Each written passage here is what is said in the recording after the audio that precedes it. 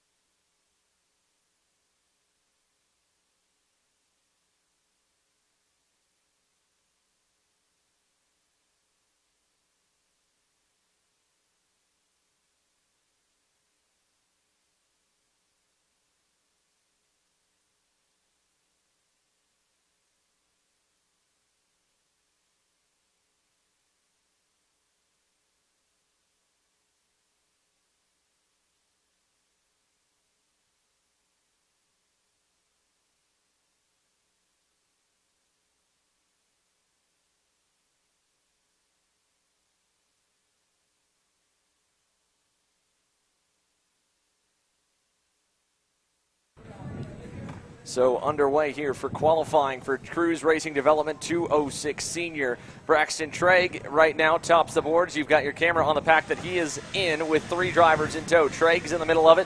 Yesterday's quickest driver in final practice on Friday, Tyler Stevens, in that pack as well as Macon Moore in the 611. There, the 3 drivers kind of hooked up nose to tail running together on the racetrack at the moment. The quick time is a 1:14.61, and here they come towards turns 3 and 4 on the layout here. This really would be turns 1 and 2 based off the timing loop, as they have a separate section where we start the races here and then where we finish them. The long straightaway here, Macon Moore trailing this group in the 611, went a little bit quicker that time. Good catch, Cameron.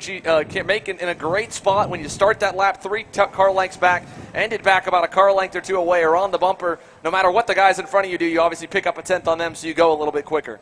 Yeah, for sure. Like we said earlier, draft is really big. We actually heard some of the 206 cadets talking about how they set up their draft on that last lap to get their good times.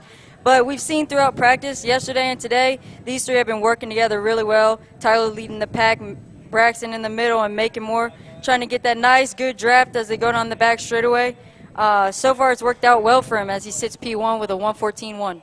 Yeah, quick time for Macon Moore in the 611. They'll work their way down the back straightaway right now here.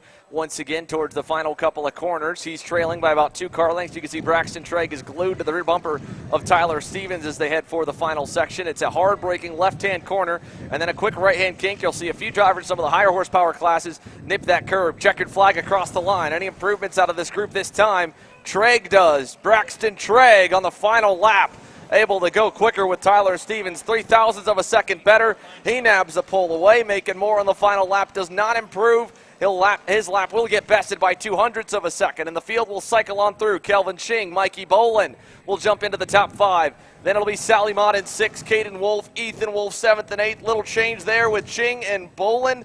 They'll switch up spots there, 4th and 5th inside the top 5. But your championship points leader, Braxton Trigg, with a round and a half to go here as we work through the 4th of the final rounds of the championship. We'll start off round number 4 in both heat races from the pole. And again, at a draft-dependent racetrack here, being the leader, sometimes you wouldn't think would be too good. I talked with a few of the 206 drivers here this weekend. Cameron, you've got experience on both the K and the 206 ladders. When you hit the rev limiter, as soon as you do on a racetrack like this, it's tough to kind of take advantage of that toe and pull out a line. You can hang with Braxton throughout that session, but to make a pass will be tricky. So pole should be pretty important here. Yeah, as I was watching the 206, especially the seniors, it looks like a lot of them are hitting that rev limiter pretty hard coming down this back straightaway heading into turn 1. I definitely think it will be difficult to make a pass going into that hairpin.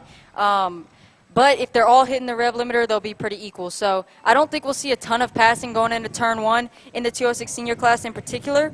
But like we said, our top 3 drivers are working really well together. I believe they're trying to push away here in the heat races. So I don't really think we'll see too much changing for the lead.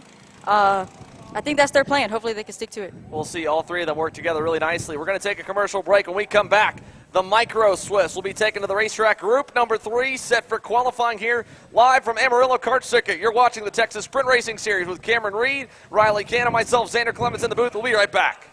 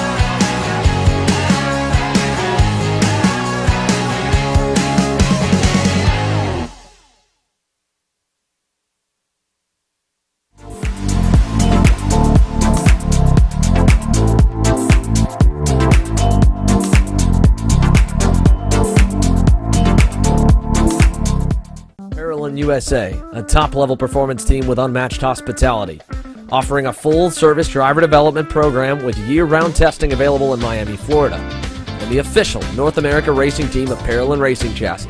Chassis and parts available at ParalinUSA.com. If you're looking for top-grade equipment, look no further than Rev Performance Materials engine mounts, sprockets, and arcade chains. Available online now at RevPerformanceMaterials.com and through a dealer near you. The highest quality material, built to the highest quality standards. Rev Performance Materials.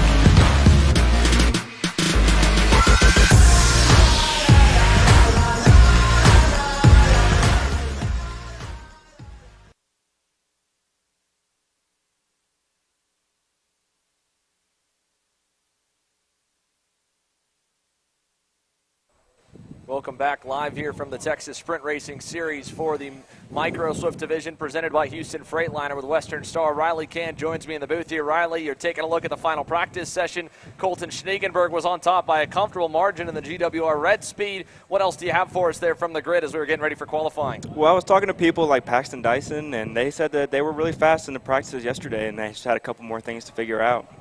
Well, let's see what we got here. We're watching Aston Wyatt right now in the Allen Rudolph Racing Academy Beryl Art make his way towards the final couple of corners as he rounds that long sweeper towards that hard-braking left-hand turn. Riley, you've raced here before as well. A major passing zone going into that final section of the racetrack. I'm sure we'll see quite a few last lap sends there this weekend. Absolutely. It's all about being the latest on the brakes and seeing how hard you can press it without spinning yourself around. Just got to, send it in. Well, as we see here, sending it in to start the session, Aston Wyatt is your quickest driver in the number 21 until Colton Schneegenberg comes across the line. A 1:11.417 for the number 17 Red Speed. He actually just off camera while we were on the commercial break had a little spin in the back section of the racetrack around turn number 5.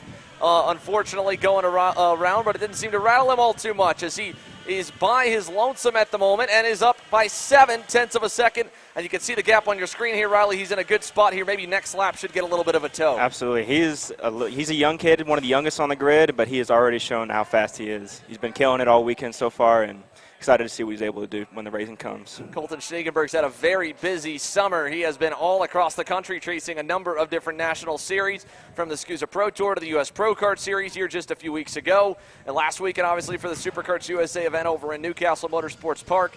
A lot of seat time, and it's starting to pay off here for the Red Speed drivers. You can see he looks calm and collected coming out of turn number 9 towards 10 and 11 and 12. Final sector of the racetrack. The second lap will come by for the field. Aston Wyatt's group will set the new benchmark. Matthew Cagle to the top in the number 48. We'll wait for Schneegenberg to come by. Does he improve his second lap as well? He does. A 1:10.99. 3/10 up on the field of this pack right here, about 6 drivers strong. It features Matthew Cagle. He's 5th in line there in the number 48. And then behind them, we'll find a few more stragglers before all the way at the tail end of the pack is the number 17 of Colton Schneegenberg.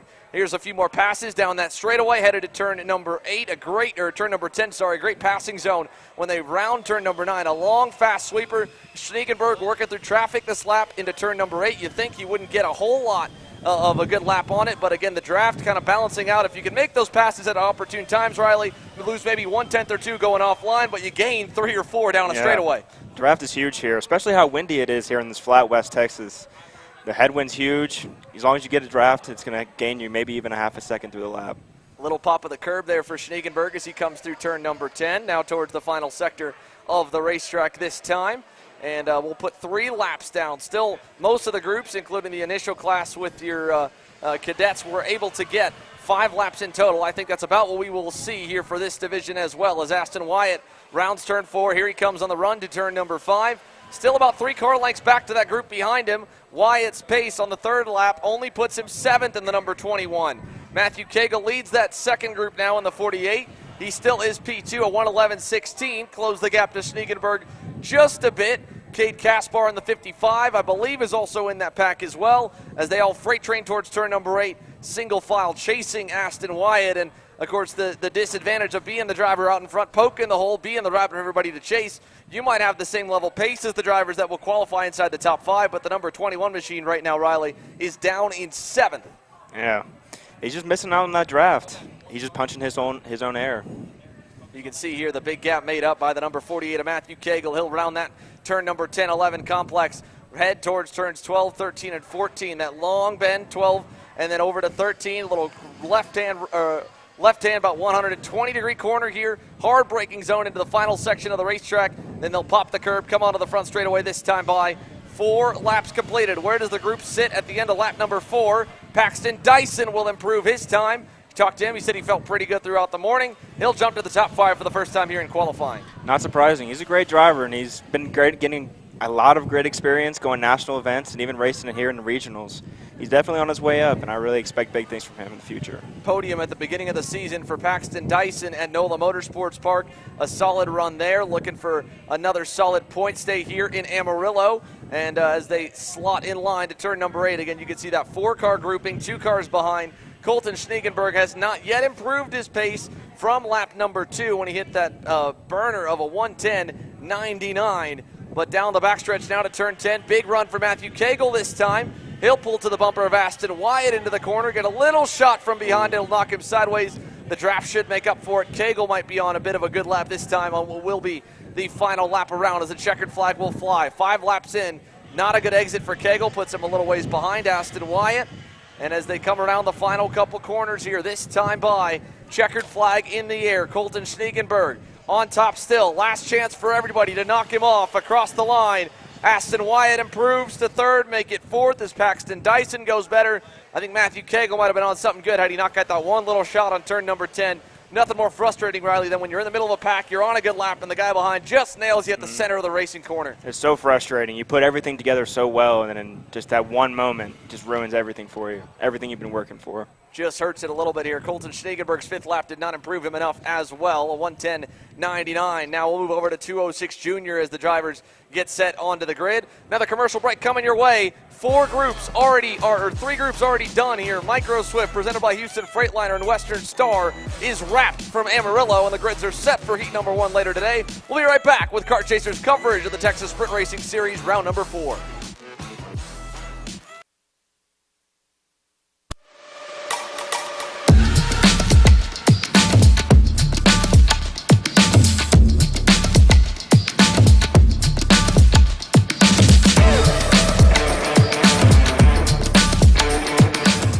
I'm Billy Vincent, owner of MPG Motorsports.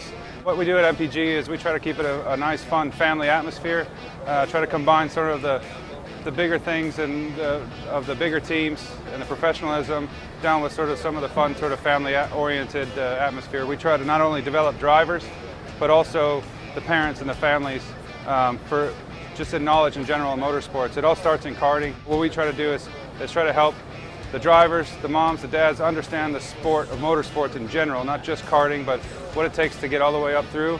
Whether you end up wanting to be a driver or a mechanic or an engineer, you know, we can help you with that, and that's what we're here for. If you're interested in joining us at MPG, our home base is at Whiteland Raceway Park in Indianapolis, and you can contact us at info@willpowerkart.com.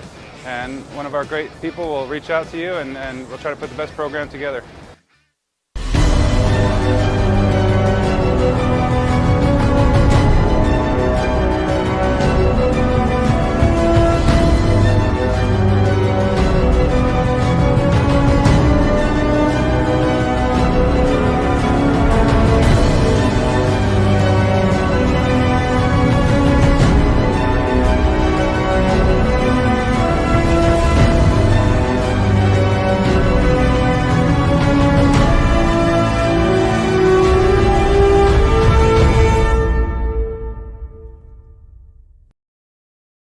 Odenthal Racing Products, your #1 producer in engine mounts since 1992, along with our leading-edge designs and product development, such as the Odenthal Racing Products EasyGP camera mount, which comes in 4 different styles and can be used on any karting platform.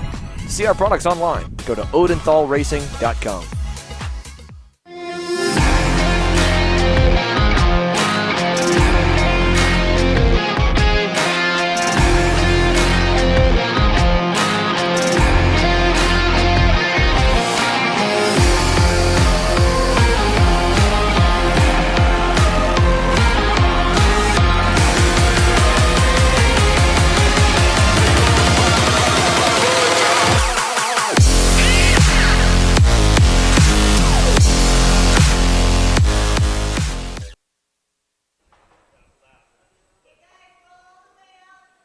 So welcome back here to the Texas Sprint Racing Series from Amarillo Kart Circuit. We are on the racetrack with Seville Electric 206 Junior. Cameron Reed joining me back in the booth here, setting you down to the grid to get some intel. You talked to a few of the top contenders. What do they have to say, Cam? Yeah, so I started off with Reagan Seville. He's had a very, very strong presence here in the Texas Regional Series, especially in 206 for the past couple years. He's been super dominant. I actually had a chance to race with him back in Cadet and a little bit in Junior, and he's just super comfortable in the 206 and super confident with his abilities. Speaking to him on grid, he actually made a chassis change. He's now running the GFC this weekend. He tested out both the Kart Republic and the GFC on Friday practice, and he decided that the GFC was just a little bit freer, and especially for this hot surface and the grip on this track, he needed the Kart to be a little bit freer. He said he's really confident in his ability this weekend. He's got the championship pretty much locked up, and he's just here to have fun and set down some fast laps, maybe even get some wins. So I think he's really confident, and we should see him here at the top of the board soon. It looked like him and Sawyer Roussel waited coming out the grid, possibly to work together. So we'll see if they can pop a fast lap coming around here for lap 1. Yeah, we'll see here again. It's obviously a big boost of confidence when you have the championship locked up as early as he does, with already still 2 rounds to go in the championship, but a solid opening 3 rounds, obviously, for Reagan Seville. A lot of confidence, a lot of fun on the table here for today as they work their way through the back sector of the racetrack towards the start-finish line straight here this time by. First laps will go into the time charts. Ian Columbus will set a time at a 1:16.9. We mentioned Reagan Seville and company. They waited a little bit, went towards the back. So the Kart Racing Solutions Tony Karts that are the first ones out onto the circuit here. They've set the initial time. That will get bested, though. Seville jumps to the top. Sawyer Roussel back to second as they work their way through turns 5, 6, and 7. This quick left-right, left complex heads him into the turn 8 hairpin. Yeah, I was also able to talk to Sawyer a little bit on grid. He's back from home, so I know him pretty well, but he just started racing here not that long ago, but he's had some good laps here in the 206. It's kind of his bailiwick. He did try out the K stuff, but 206 is his home. He says that he also feels very confident on the weekend and believes that he could possibly take pole here. He had some fast laps in practice the past couple days, and he really does feel confident going into qualifying and the rest of the weekend that he does have something for Reagan and could maybe knock him off the top.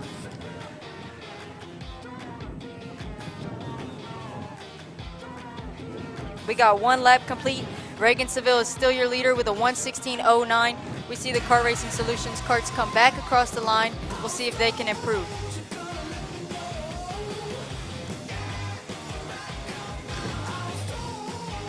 Looks like Ian Columbus still stays 5th, but his lap did get better, as well as Alfred and Shelby.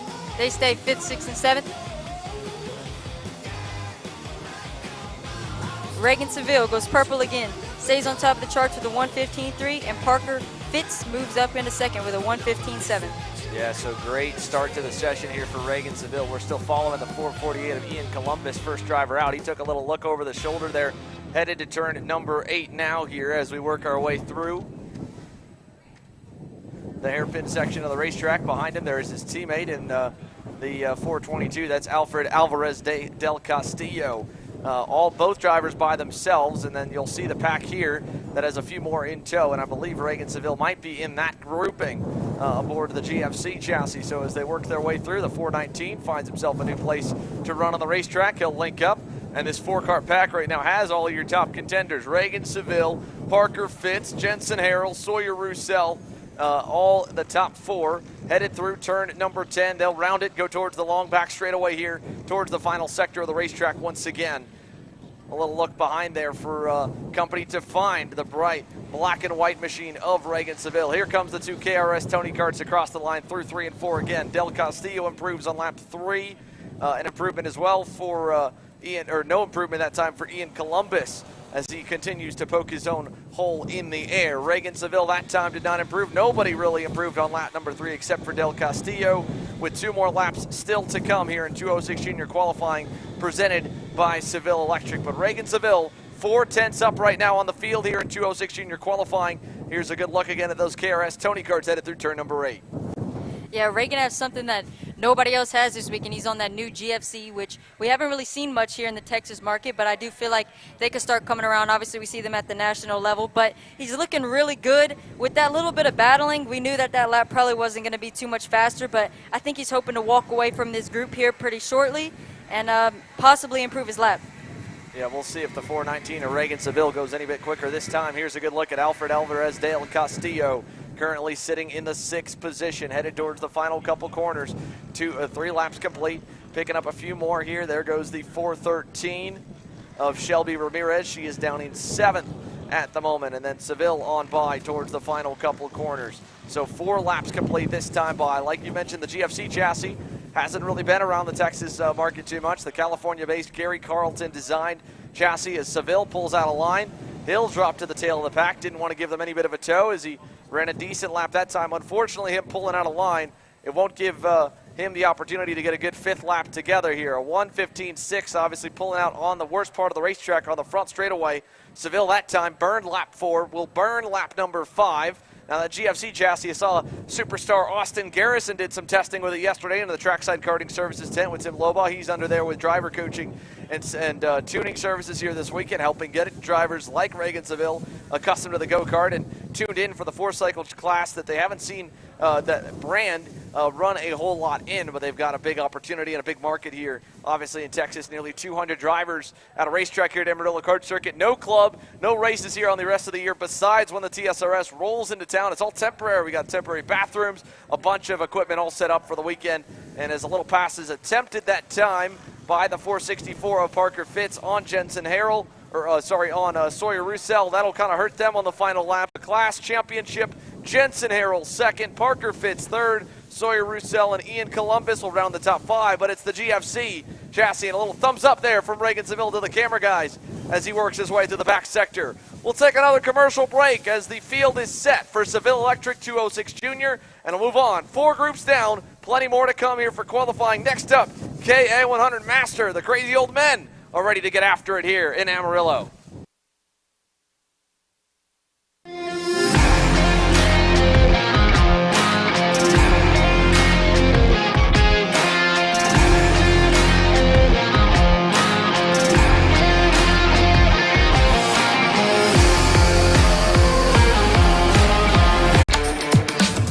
Maryland USA, a top-level performance team with unmatched hospitality, offering a full-service driver development program with year-round testing available in Miami, Florida, and the official North America racing team of Parolin Racing Chassis.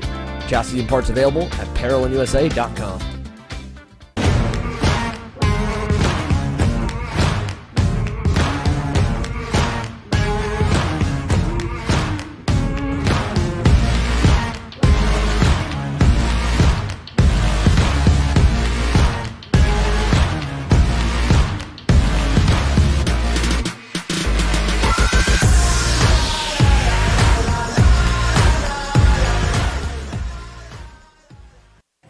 Welcome back here to qualifying at Amarillo Kart Circuit. We're watching here Robbie Mott leading over James Lundberg, trying to battle here for the fastest lap. I was talking to some of the drivers on the grid, and they were talking about some little bit of games playing in order to get that crucial draft for their best lap.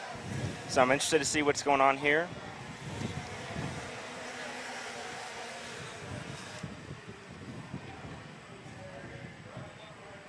We're on the lead group right now, which is Mott, Lundberg, and Meyer. I know Meyer is coming in here with a little bit of a chip on his shoulder. Didn't really walk away from Sunday and at NTK like he had hoped with a little bit of a P3.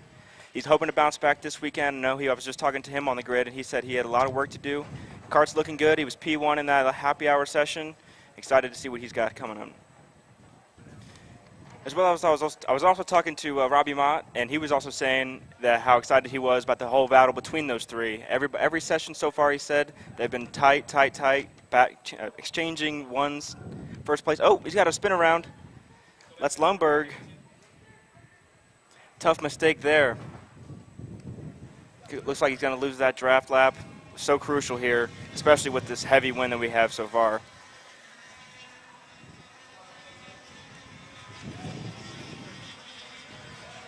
Coming around for that first flying lap. Let's see how it sorts out. Mott P1, Meyer P2. Ooh, Kyle Walther puts it in P2.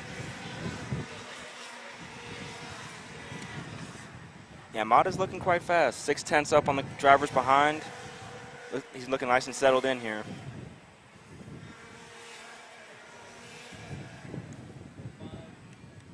Dr. Morgan, P2. Look at Miguel pushing right behind.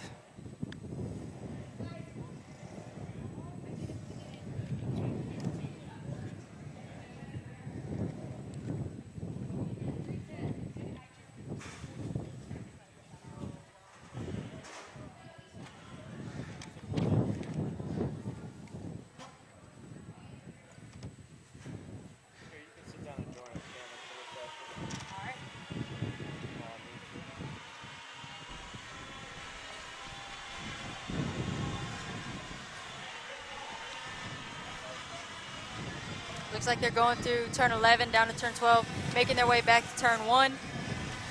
Miguel Mir goes purple with a 106.7. Morgan LeBaron in second with a 10. Oh, DJ Ortiz takes P2 with a 107.3, and Dex Nakan in third with a 107.3 as well. Dane Morgan goes P1, 106.3. It's getting tight over here. Yeah, for sure. It looks like that is Robbie Mott in the 205 heading down with right behind Miguel Mir, possibly looking for a draft as they try to finish out their third lap. There we see that little bit of games they're playing, dropping back and forth, trying to get that toe. It's so important here. Can mean the difference between first and even back to fifth. Looks like they're going to that back hairpin, turn 10. Robbie closes a little bit up under brakes, but he doesn't get as good of an exit. He's really looking for that draft coming into lap 3 as they go through turn 12 and head back down the front straight to turn 1. Mir is looking super settled in right now. They should be going around the line here in a second. We'll see if they get any better. Here comes Mir. P2 still. Dane Morgan holding on to P1 so far. Quite a shocker here, but not really. This is his track.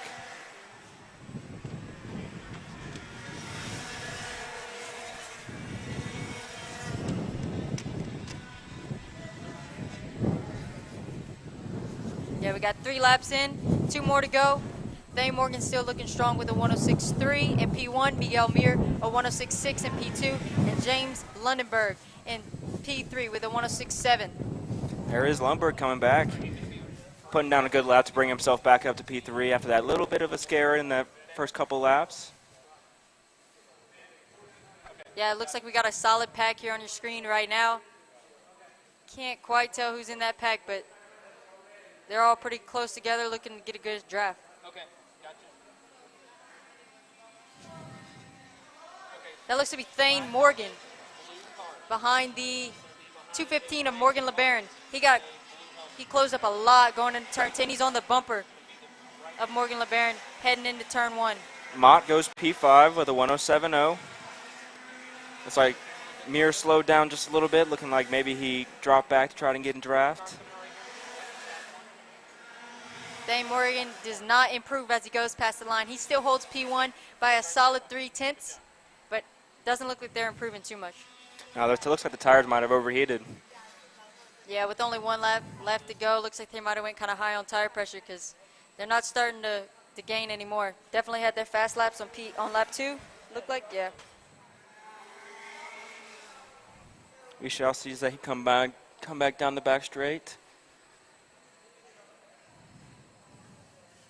Morgan LeBaron looks to be have a little bit more out the corners versus Thane Morgan, who has a little bit more on the straightaway. So they kind of pull each other in different areas. Oop. But in the end, I think it works out well for Thane. He's getting a nice draft right now as they head back down to turn 1. He's ducking. He gets right on the bumper of Morgan as they go into turn 1. Checker flag is out. This should be their last time by. Randy Russell makes a big pop up to P5 with a 107.0. It looks tight in that mid-pack. It's going to be an interesting race to watch for sure. It looks like Morgan goes a little bit faster. Morgan LeBaron. LeBaron goes P2 with a 106.5. Looks like Thane Morgan's going to hold on to that P1 spot as we just ended off our quali for the KA100 Masters with a 106.3. Morgan LeBaron P2 with a 106.5. Miguel Mir, P3 with a 106.7.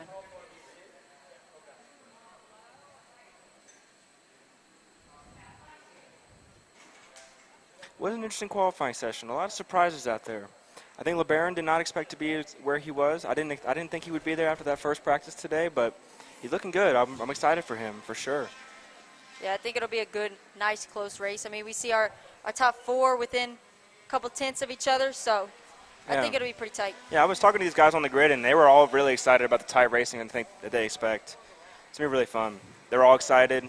It's always cool to see those old guys get excited about some racing. Yeah, for sure.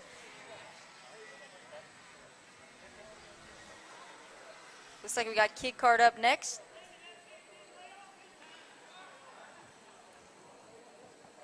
Oh, thank you for watching. We're going to head to a commercial break.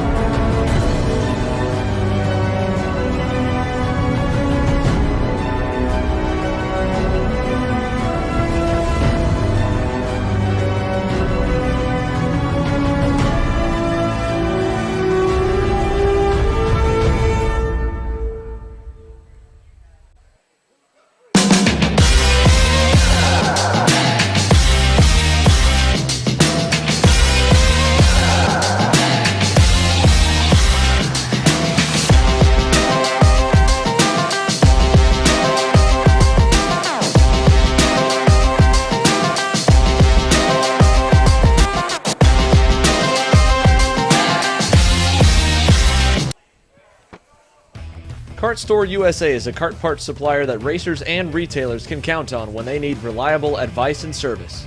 We focus on servicing all racers with honesty and pride while maintaining customer satisfaction.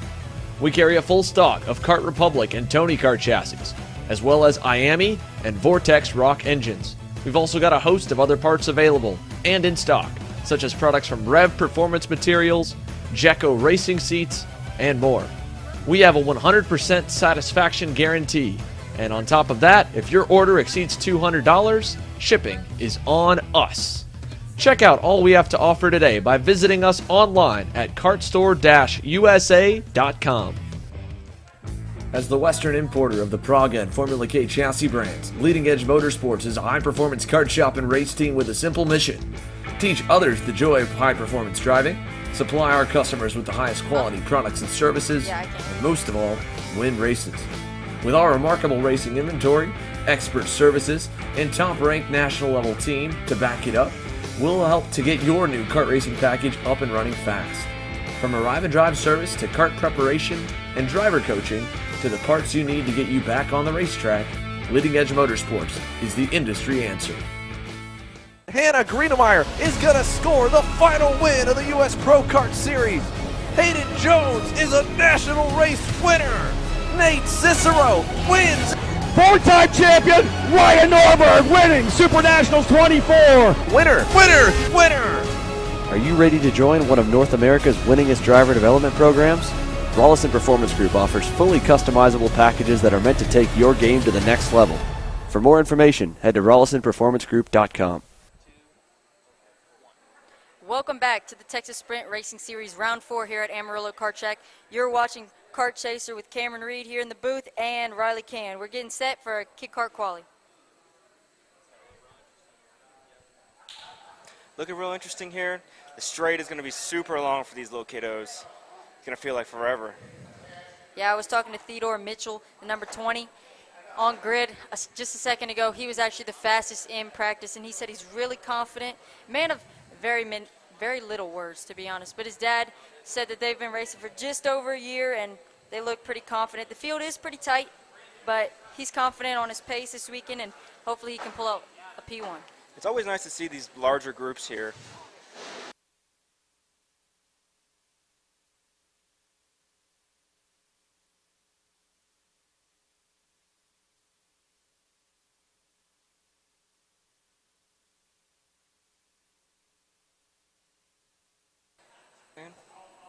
All right, looks like they're just headed out track.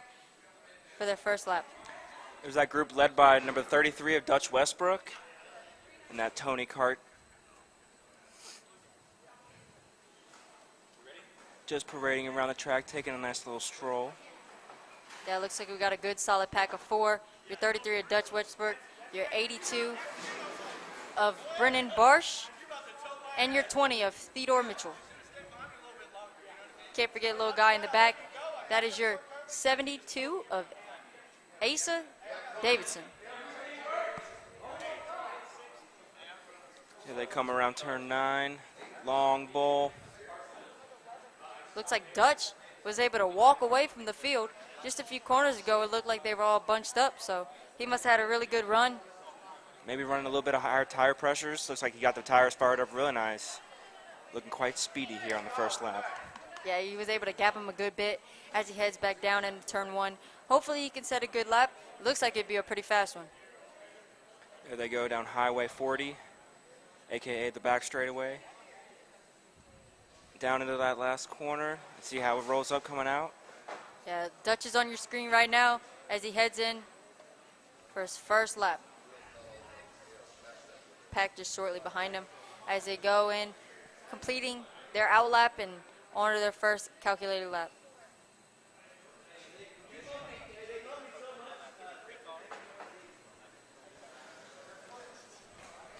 Long stretch down into turn 5. It's a long left-hand corner. This complex is always really interesting to me because it's so hard to find that balance. So if you need that extra little bit of gear to get out of the corner, but then you also don't want to lose too much going down the straightaways. Yeah, luckily the kit carts do have a fixed gear, but that's definitely a major issue for the bigger guys for sure. Just trying to find that right gear, that right ratio, to make sure that they have the right pull out of everywhere. Now camera's on number 20, Theodore Mitchell. He was your fastest in practice. Like I said, I talked to him a little bit earlier, and he does seem pretty confident. But I also talked to number 8, Andrew Anastasio. He's actually, his parents are running the performance shop here at the track, and he is also very confident. He was a man of a few more words, but not very many. Yeah, he's also pretty confident. They said they've been running pretty fast all weekend, and he thinks he can also top the board. So we'll be looking out for him as they complete their first lap. You never know. Maybe Andrew will jump to the top. Ooh, there's that 72 point out to the side of him. So they're going to go 2x2. Oh, maybe not. I believe that's the 82 of Brennan Barsh, just past the 72 of Asa Davidson. Dutch Westbrook goes P1 with a 134. Ooh, Theodore Mitchell goes P1 with a 33.5. So maybe that big gap that Westbrook pulled out isn't doing him too well. Yeah, I don't know how much draft really affects the kit carts. Everything is fixed, so I don't really think it would make too much of a difference, to be honest. But maybe Dutch, you know, obviously these kids are still learning. A lot of times they like to follow one another. Might make them drive a little better, so maybe Dutch is missing out on that. But it looks like Theodore Mitchell might be running him down, looking for a pass possibly as they head down the back straightaway. Going through a nice little right-hander. Looks like Theodore has ran Dutch down, is on the bumper of him, possibly looking for a pass as they head down this next straightaway. He lost a little bit coming out that corner. Ooh, Dutch got a little sideways. And ooh. Theodore is all over the back bumper of Dutch. Big draft. He got a nice draft here. Going through turn 10, I believe. Heading down through 11. And down to that long straightaway. Currently, Theodore Mitchell sits P1 with a 133.5. Dutch Westbrook in second with a 134.8. And Andrew Anastasio with a 135.5 sits in P3.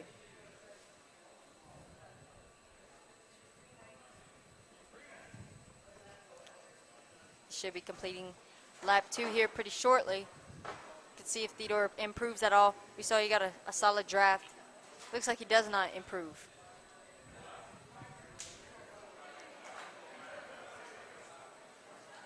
Asa Davidson moving up to P4 with that 36.2. Ooh, Anastasio goes up to P2 with a 34.5. Making big moves. That was a good lap. Yeah, they were the two fastest in practice, so they both seem pretty confident. We'll see coming around this next lap if Theodore Mitchell was able to hold it. He wasn't able to improve that last time by, but it looks like he's getting a nice little draft off of Dutch currently. But you never know. Dutch might be holding him up a little bit. He might be looking for a pass. We will see how it sorts out. You think we can get a 1 or 2 more laps out of these guys? I'm not too sure if it's timed or if it's laps. I know we were getting about 5 laps for the other guys. No, it's just a 7-minute session. So we're already about 6 minutes. We might be able to get 1 more lap, I would assume, because they are doing 1 minute and 30-second laps. So this could possibly be the last lap. They might be able to squeeze 1 more in. Coming down the back straight, and I do see the flag man pulling out that checker. Looks like this is the banker. It's now or never for these kids. Yeah, you got Theodore and Dutch, nose to tail, coming to the checkered. We'll see if they're able to improve. Oh, he does not throw checkered. Another lap.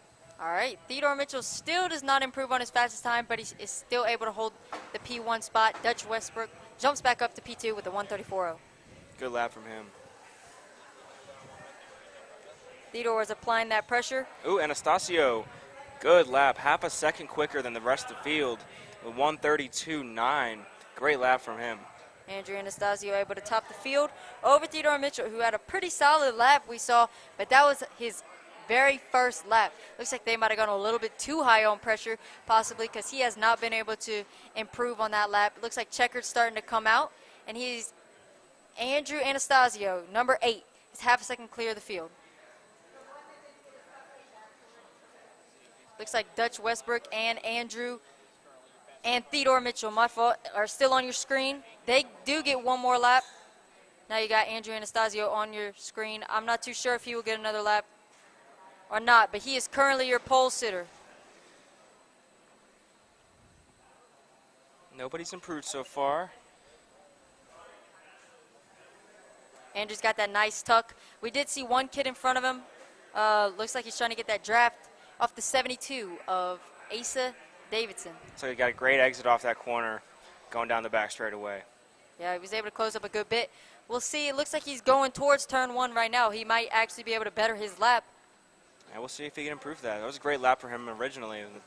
Hopefully he can step it up a little bit there. Yeah, he's right on the bumper of Asa as they head through turn 1, through the little right kink. In that final corner here, checker flag is out. See how it goes. Anastasio does not improve on his time, but he will remain the provisional pole sitter for the kid karts here at Amarillo Kart Circuit. Yeah, so you have Andrew Anastasio, your pole sitter, with a 132.9. Theodore Mitchell, P2, with a 133.5. And Dutch Westbrook will be 3rd with a 134.0.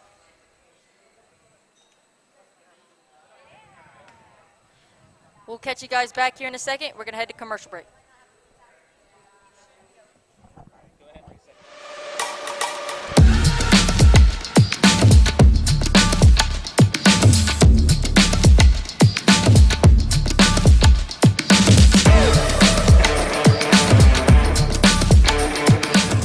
I'm Billy Vincent, owner of MPG Motorsports. What we do at MPG is we try to keep it a nice, fun family atmosphere, try to combine sort of the bigger things and of the bigger teams and the professionalism down with sort of some of the fun sort of family-oriented atmosphere. We try to not only develop drivers, but also the parents and the families for just in knowledge in general in motorsports. It all starts in karting. What we try to do is try to help the drivers, the moms, the dads understand the sport of motorsports in general, not just karting, but what it takes to get all the way up through. Whether you end up wanting to be a driver or a mechanic or an engineer, you know, we can help you with that, and that's what we're here for. If you're interested in joining us at MPG, our home base is at Whiteland Raceway Park in Indianapolis, and you can contact us at info@willpowerkart.com, and one of our great people will reach out to you, and we'll try to put the best program together.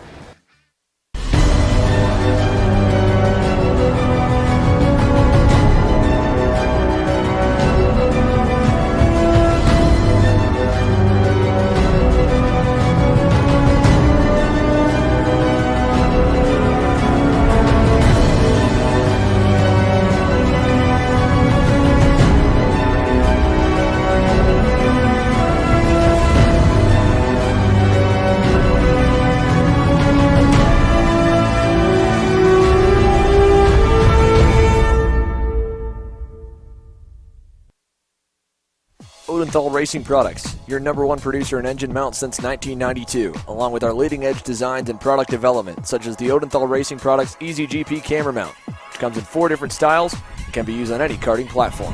To see our products online, go to odenthalracing.com.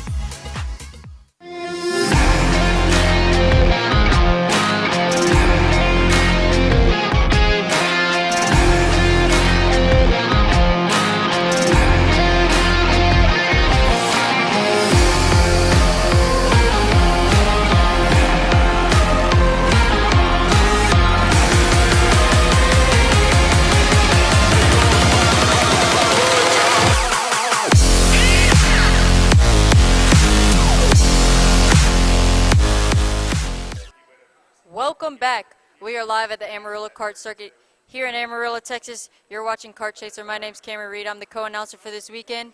And we have the K100 Juniors on track right now for their quali, a 7-minute session, I believe. Yep, 7-minute session for the guys out here on track. This is the class I normally run. Obviously, I'm not running here this weekend. But we definitely have some strong competitors here in this class. You see Diego Ardile. No, that is Diego Guiut on your screen right now. He seems to be pretty fast this weekend. And 8:26. Beckett Friesen looks to have spun around on the first lap. Looks like he's been able to get back going. See a massive group. Everybody's trying to get the perfect draft here for their quali session. Got a massive group. Looks to be Ivana Richards in that group, as well as Graham Trammell. And there's a few more in there. Preston. All right. So we know some of our fast runners in this group. Landon Skinner, Diego Guiut, Santiago Durant, Davis Cunningham. They've all looked very fast this weekend and very close in times, to be honest. That current group looks to be Diego, Santiago Duran, Landon Skinner, and Davis Cunningham. I believe they're all running together under the Alan Rudolph tent, looking to work together, get a nice, solid draft. We got Riley Cam back in the booth with us now. I am back. One driver I am looking out for is definitely Davis Cunningham in that back of that little 4-pack right there. He's a quick guy. I think he's got some big moves to make here. Yeah, it looks like the Allen team's working really well together. Diego might be pulling off to the side. He might want to get a draft here. Looks like he's going to fall to the back of that pack. Team's working really well together. That's what you want to see out of your drivers. I know a lot of teams strive for that, and it's a good thing. It's a good view for the image and people you're trying to bring in. Yeah, I definitely believe they're the 4 fastest drivers on track right now. Looks like Landon Skinner tops your board currently with a 106.4, Davis Cunningham second, Santiago Duran P3, and Diego Guiut P4. Just like we had thought. Looks like Landon's going to try to pull away a little bit as they come back through turn 1. I'm watching out for Ivana Richards right now. She was really fast here last year. I think she could be a real big dark horse for this session, for sure. Yeah, I definitely remember her being pretty fast last year, and I believe she was pretty fast in that last practice session. There we go. P1. She jumps up to P1 with a 106.2. Right over Skinner, about 2 tenths faster than him. Great lap from Richards, for sure. Beckett Friesen jumps into 9th. And Alfred Alvarez de la Castillo jumps into P10 on that lap. Looks like Reagan Seville's trying to get that draft from his teammates. I believe they're all under the Allen tent. Reagan's now in P4 with a 106.7. He's doing double duty, as we talked about him a little bit, in 206. Obviously, he's a little bit more comfortable in 206. We do see one of the Alan Rudolph drivers, the 899 of Preston, my fault. He has pulled off track. He must have had an issue. Pico. That's Ivana Richards on your screen, the 810. Looking all out by herself. Making waves with no draft. Yeah, I believe she's the only female in the class this weekend, so she's definitely trying to put herself out there, become a little bit more dominant. She doesn't want to get pushed around, so she's trying to put in a fast lap. She's trailing the Alan Rudolph team currently, maybe trying to run them down, get a nice solid draft. Still fast, still going P1. Yeah, still currently sitting P1 with a 105.9. She does better herself. Reagan Seville jumps to P2 with a 106.1. Landon Skinner falls to P3 with a 106.14, just slightly below Reagan. Yet again, another one of those drivers that's driving almost by themselves. Really, that's proven that the draft isn't as crucial as maybe as we thought it was. That looks to be Peaky, trailing right behind Ivana. It looks like he could be working with Graham Trammell currently. They're trying to catch Ivana. Obviously, they don't quite know that she is the fastest go-kart on track currently. 3 laps down. She's got no draft, but I think she's starting to run down the Alan Rudolph pack slightly. She's hauling. Looking super smooth coming out of that turn 10. Making minimal mistakes. She's doing a really good job at keeping the go-kart under her. See how the lap time stack up coming out of the last Looks corner? like somebody's off track. Ooh. Couldn't quite tell who that was. Cunningham back to P1.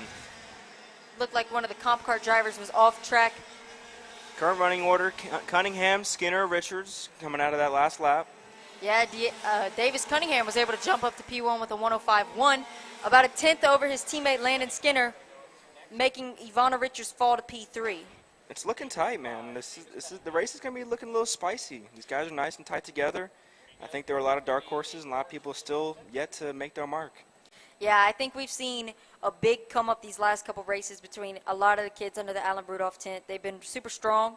It looks like Ivana's the only one that might have something for their tent this weekend, as it looks like the Alan Rudolph tent has pretty much locked out the top 6 except for Ivana in P3. Looks like the rest of them are all Alan's drivers, so he's got to be super proud right now, and looks like they're very confident. Great program coming out of that Speed Sports track. What a great facility that place is. Great place to train for the young drivers to get better. On your screen right now, you see Landon Skinner being pushed by Davis Cunningham. Santiago Duran trails in P3, but Landon and Davis do have a nice solid gap. They're trying to work together. It looks like Diego's pushing Santiago, so they've kind of broken up a little bit, but they've got 5 laps in. Checkered should be coming out here on the next lap, I would believe. Looks like Beckett Friesen jumps up into P9 with a 106.8. Checkered flag is out. It looks like these Alan Rudolph drivers will be able to get one more lap in. I believe Landon Skinner's definitely in potential for the championship. Definitely. He's been great all year. Super consistent at all the races and definitely shown his speed. Definitely has something to show for it. Yeah, he's been running a few of the national events as well. I feel like that's really helping his confidence. Absolutely. Any bit of high-level experience like that is going to pay off huge dividends on the racetrack. Yeah, for sure. Especially running with the really high drivers who have been in the class for a long time. It'll help boost your confidence a lot when you can keep up with them. Looks like these Alan Rudolph drivers, Landon and Davis, are coming back for their last time across. They do not improve. Davis Cunningham still P1, Landon Skinner P2, Ivana Richards P3. Great session. Looks like the top 4, top 5 is all separated by just about a half a second. So I think the racing to come is going to be pretty tight. Yeah, obviously not the tightest racing that we've seen all year, but I do think that it's still pretty solid. I mean, this track really, it's an open track, and draft is a lot. So if any of those drivers, even in the top 10, didn't necessarily get a draft, they could be there in the final. For sure. In the heat race today, I mean. All right, thank you guys for joining in for the K100 quali. We'll be back after the commercial break. 551-0572.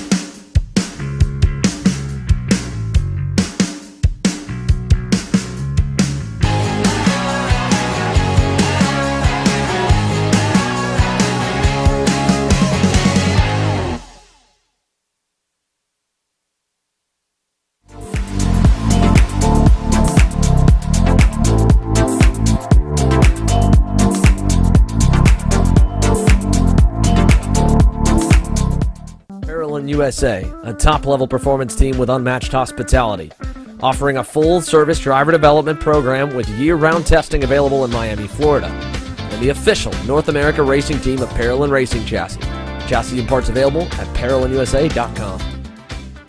If you're looking for top-grade equipment, look no further than Rev Performance Materials engine mounts, sprockets, and arcade chains. Available online now at RevPerformanceMaterials.com and through a dealer near you. The highest quality material, built to the highest quality standards. Rev Performance Materials.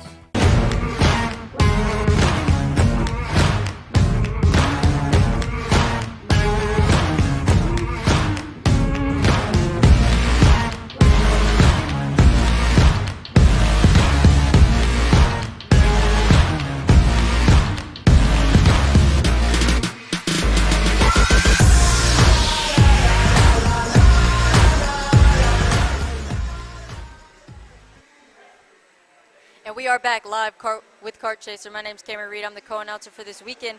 I'm going to be taking the ropes here for a second for the 206 Cadet class.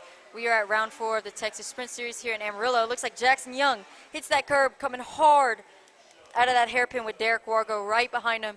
These two kids are on the same team. They've been working very well together all weekend. I think they both seem super confident. I believe they're close in points as well. They've been running super good all series.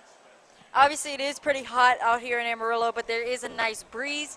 I have been noticing that you have to go a little bit higher on tire pressure even throughout the day. So I assume people are super high on tire pressure currently coming in. They just completed lap 1. Braden Westfall is your pole sitter currently for lap 1 with a 1:13.9. Paxton Dyson, P2, with a 1:14.1. And Thomas Smith, P3, with a 1:14.2. Looks like that's kind of the pack that's right there. Looks like Derek Wargo might be going for a pass on Jackson Young. Yes, he does go for a pass down through turn 8. Derek Wargo now leads that little group. That looks like Jackson Young in P2. Braden Westfall looked for the pass there as they went through P9, turn 9, and down through the back straightaway, but he wasn't quite able to make it stick. They've got a nice little draft going as they head down the back straight into turn 10. Looks like that's Paxton Dyson trailing, and that, I believe, is Thomas Smith in that 5th position in that little group. Obviously, Braden was the fastest on that first lap, so that draft looks to be helping him out a little bit. We'll see as they make their way through turn 1. All right. 2 laps complete. Braden Westfall did not better himself, but Derek Wargo jumps to P2 with a 1:14.0. Thomas Smith to P3 with a 1:14.0 as well. Paxton Dyson P4 with a 1:14.1. And Jackson Young sits P5. That whole group right there that you see on your screen is your top 5 currently. They've been all working really well together. A lot of them are under the trackside service tent.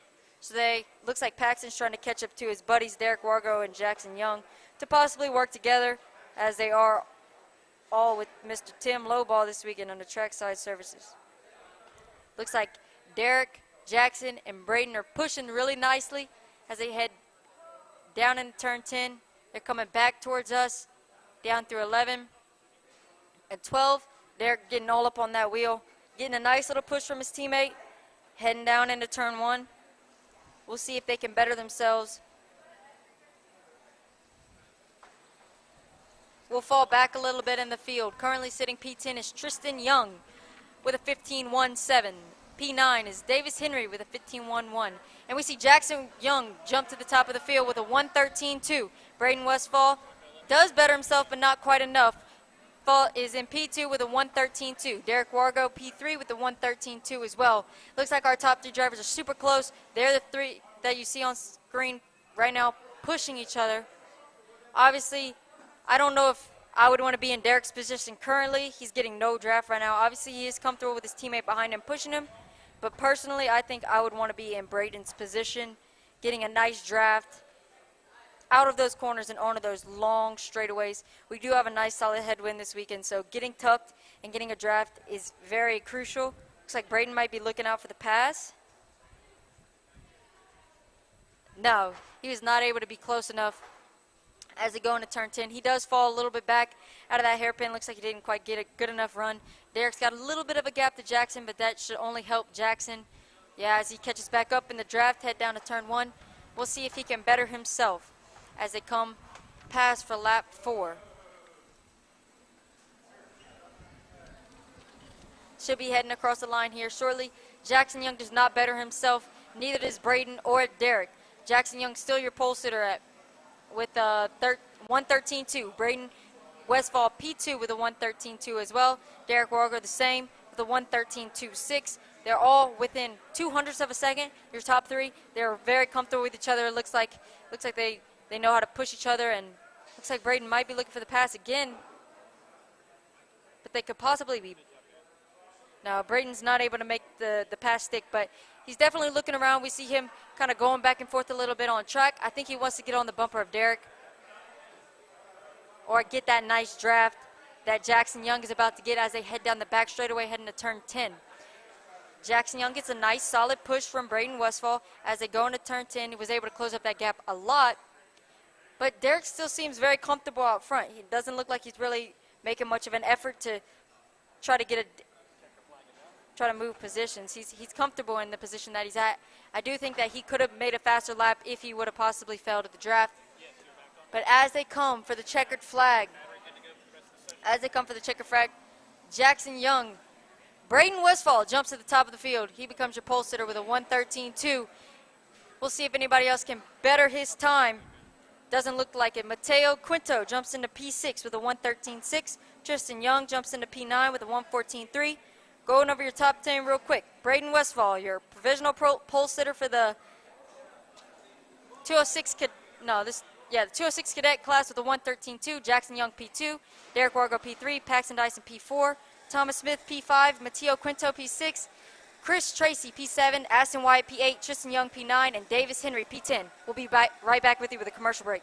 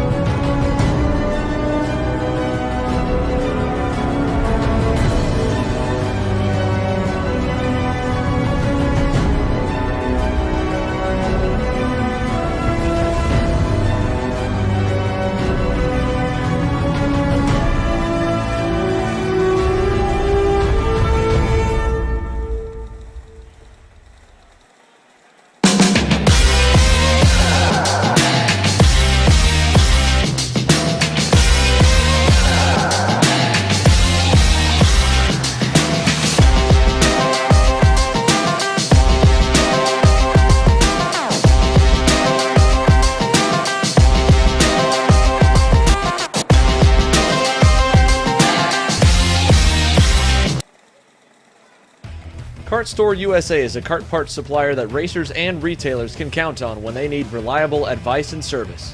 We focus on servicing all racers with honesty and pride while maintaining customer satisfaction. We carry a full stock of Kart Republic and Tony Kart chassis, as well as IAMI and Vortex Rock engines. We've also got a host of other parts available and in stock, such as products from Rev Performance Materials, Jecco Racing Seats, and more. We have a 100% satisfaction guarantee, and on top of that, if your order exceeds $200, shipping is on us. Check out all we have to offer today by visiting us online at kartstore-usa.com. As the Western importer of the Praga and Formula K chassis brands, Leading Edge Motorsports is a high-performance kart shop and race team with a simple mission: teach others the joy of high-performance driving, supply our customers with the highest quality products and services, and most of all, win races. With our remarkable racing inventory, expert services, and top-ranked national-level team to back it up, we'll help to get your new kart racing package up and running fast. From arrive and drive service to kart preparation and driver coaching to the parts you need to get you back on the racetrack, Leading Edge Motorsports is the industry answer.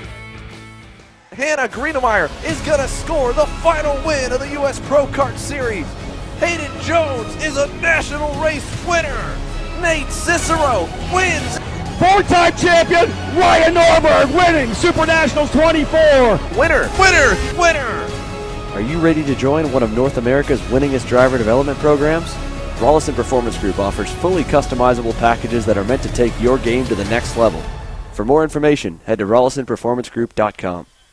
Welcome back here to Amarillo Kart Circuit. Here we are watching qualifying for the KA100 Senior Group, the most exciting group here, I think, of the weekend, and one that I personally even competed in from time to time. Yeah, this will be the final qualifying group for the day. We did see a little bit of game started to be played on that first lap. Nobody wants to be leading. Everybody wants that draft. No, you definitely don't want to be punching your own hole. I mean, you're going to lose so much time straight away. Your engine's going to work so much better when you have somebody behind you. On your screen right now, that looks to be Aiden Rudolph, followed by Tyler Stevens. They look to be working together pretty well. Looks like Aiden kind of gave up on getting that draft. He just said, screw it, I'm just going to have to go at it by myself and see what happens. Yeah, this isn't the worst strategy in the world, but could not pay off if you're not fast enough. Braden Robertson looks to be the fastest on track right now with the 105.4. This is just the first lap, so things could possibly change, but he has been a front runner for the whole series pretty much. Sure. So we do believe that he should be up front. Absolutely. He's in that CRG car, one of the only ones, one of the only CRGs on the grid. He's making it work. He was fast at NTK, he was fast at Speed Sports. I think he's got a really good shot this weekend for sure. Yeah, I think the Arcane tint is loving that new CRG. I mean, he's been pretty fast on it. Obviously, we do see a few of the younger guys under Arcane on the CRG, but he is one of the only, if not the only, adult or full-size kart under their tent. But he is still P1 currently as they come around back for round 2. For lap 2, it looks like Aiden Rudolph has kind of made a little bit of a gap. That could hurt him. He was looking super duper fast in that happy hour practice. I think he even surprised himself. They made a few changes before that last session, and it looks like it really paid off for him. It was P1, super duper fast, and I think that there's more to come for him in qualifying. Looks like the Arcane teammate, I believe that could be JD Lamping possibly, look to have led up Braden by, possibly looking for a draft, as he is still the fastest go-kart on the track as we go down for lap 2 with a 105.4. JD Lamping, his teammate, in P2 with a 105.4 as well. What's surprising me is it looks like that whole mid-pack here that consists of Stanfield, Phillips, French. Those guys are all not as fast as I thought they'd be. I expected Stanfield at least to be up there more than he is currently. Yeah, they could have possibly went a little bit too low on pressure. What would you be thinking if you were out there driving right now? I just be thinking, just hit my marks every single time. Doesn't matter what else is going on. You just got to be pushing hard, make sure you're perfect. Great Mind once told me you can't be perfect 100% of the time. You have to be perfect 99% of the time, and that's what's the biggest thing. Looks like Jake French jumps up to the top of the field with a 104.9. Aiden Rudolph will go to second with a 105.1, and Peyton Phillips a 105.2. I think French is somebody that everybody in this class forgot about. He hasn't shown up to the last couple of races, but I think that last year he was super fast here, and even throughout the whole series, I think that he has something to prove against all these youngins. Yeah, for real. He definitely wants to show that he's still around. He's not too old, and he's looking really good right now as he sits in Absolutely. P1. I mean, he's one of the best drivers in the country. I mean, it's no question about that. I think this isn't his main class, but he definitely has the speed to be definitely in the top 10, top 5 even. For sure, something that's undeniable is the driver ability and the drivers that we have here in Texas. This is definitely one of the most skilled set of drivers on track right now. Anywhere we go in the country, majority of these drivers are up front. I mean, we have Braden Robertson, Peyton Phillips, Aiden Rudolph, Jake French, Vinny Maskilis, Alex Stanfield, Adrian Cruz, Drew Chappell. I mean, last week at SCUSA, we've seen a lot of these drivers up front getting their name out there. Looks like Alex Stanfield's going to jump to the top of the field. And it looks like he was not been that fast in the beginning of the session, but it looks like he finally was able to pull it in that draft behind Maskilis. Looks like he pulls in front now. Yep, it looks like the two teammates, Alex Stanfield and Vinny Maskilis, working together on your screen right now. The Team Felon GWR karts working really well together as they're trying to run down the two Burrells, which Jake French and Aiden Rudolph are not under the same team, but they are on the same chassis, so kind of unspoken teammates right there. For sure. And those GWR guys have been really fast all weekend. Like, they've been putting down all kinds of purple laps, like with Alex, Vinny, and even Drew Chappell. Been super fast. I think Alex has been a great mentor for Vinny and Drew as they joined Team Felon. I mean, Alex has been one of the best drivers in the country for a very long time, many years. So I feel like he has only pushed these newer guys. And it looks like Vinny Maskilis is doing really well right now as he sits P2. They're running down Aiden and Jake. Not really much they can complain about, I don't think. I think Alex is, may have the age of the rookie, but he has the experience of anybody. He is the best of anybody, I think, in this field. Yeah. I think he has the best shot, in my opinion, for this race. For sure. I 100% agree. I mean, we've seen him in junior. He was super, super dominant. And I think that just carried over into senior. I mean, as well as Aiden Rudolph. He had a pretty dominant, pretty comfortable junior season as well. Obviously, getting his ropes in the KA. And Peyton Phillips. Running P1 right now, 104.4. He just jumped to the top, topped Alex Stanfield. Almost half a tenth ahead. Yeah, he's running with Hy-Vee this weekend, a team based out of Oklahoma. He has also been very fast this whole series as well as national events. He's definitely one to look out for. He runs with Super Tune at his national events, but he's trying to get a nice, good tow as they come down for the last lap. Checkered flag is out. Yeah, I think we forget that Phillips won this race last year. He was quite fast. Those guys under that red speed tent they figured something out. We saw 3 different drivers just go to P1. It was Aiden, then Alex, then Peyton. Looks like Peyton might be able to hold P1 as the fast group did just go by and get the checkered. Great lap. Looks like Peyton Phillips is going to be your provisional pole sitter in the K100 senior class with a 104.2. Mad props to him. He laid it down definitely when it mattered. Just like you were saying, we almost kind of forgot about him, even though he won last week and we have so many talented drivers, but he might be the one to look out for this weekend. Alex Stanfield sits P2 with a 104.3. Aiden Rudolph P3 with a 104.4. Vinny Maskilis sits P4 with a 104.4 as well. Jake French will round out your top 5 with a 104.5. Thank you guys so much for tuning in to Quali. We'll catch you guys back after commercial break.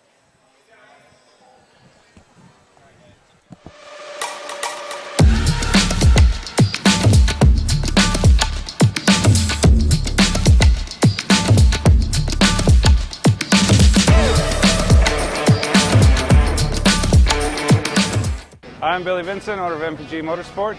What we do at MPG is we try to keep it a nice, fun, family atmosphere. Try to combine sort of the bigger things and of the bigger teams and the professionalism down with sort of some of the fun, sort of family-oriented atmosphere. We try to not only develop drivers, but also the parents and the families for just in knowledge in general in motorsports. It all starts in karting. What we try to do is try to help the drivers, the moms, the dads understand the sport of motorsports in general, not just karting, but what it takes to get all the way up through. Whether you end up wanting to be a driver or a mechanic or an engineer, we can help you with that, and that's what we're here for. If you're interested in joining us at MPG, our home base is at Whiteland Raceway Park in Indianapolis, and you can contact us at info@willpowerkart.com, and one of our great people will reach out to you, and we'll try to put the best program together.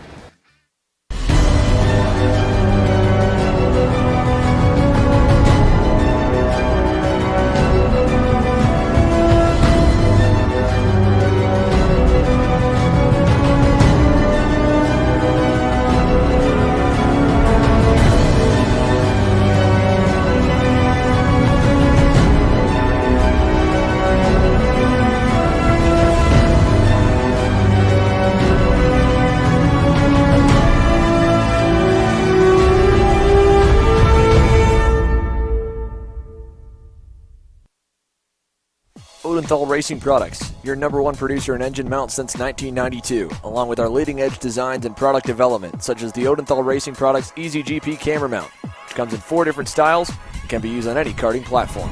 To see our products online, go to odenthalracing.com.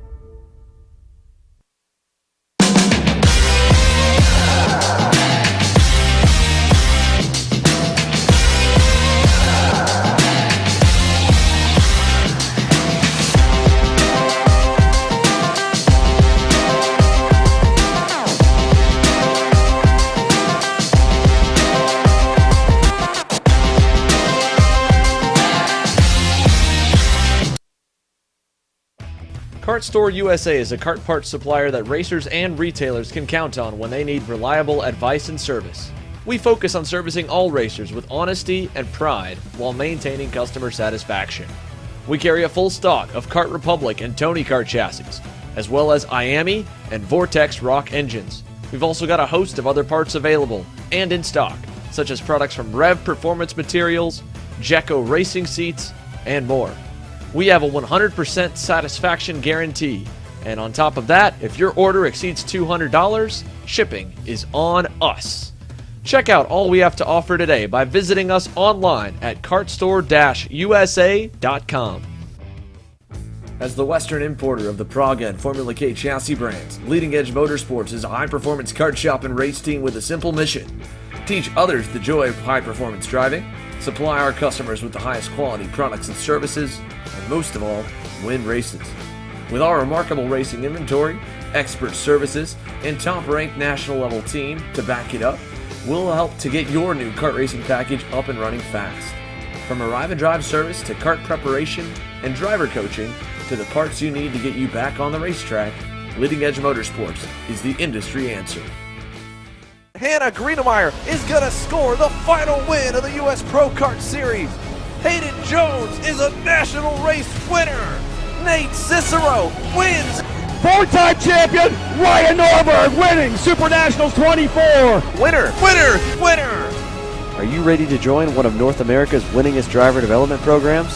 Rollison Performance Group offers fully customizable packages that are meant to take your game to the next level. For more information, head to rollisonperformancegroup.com.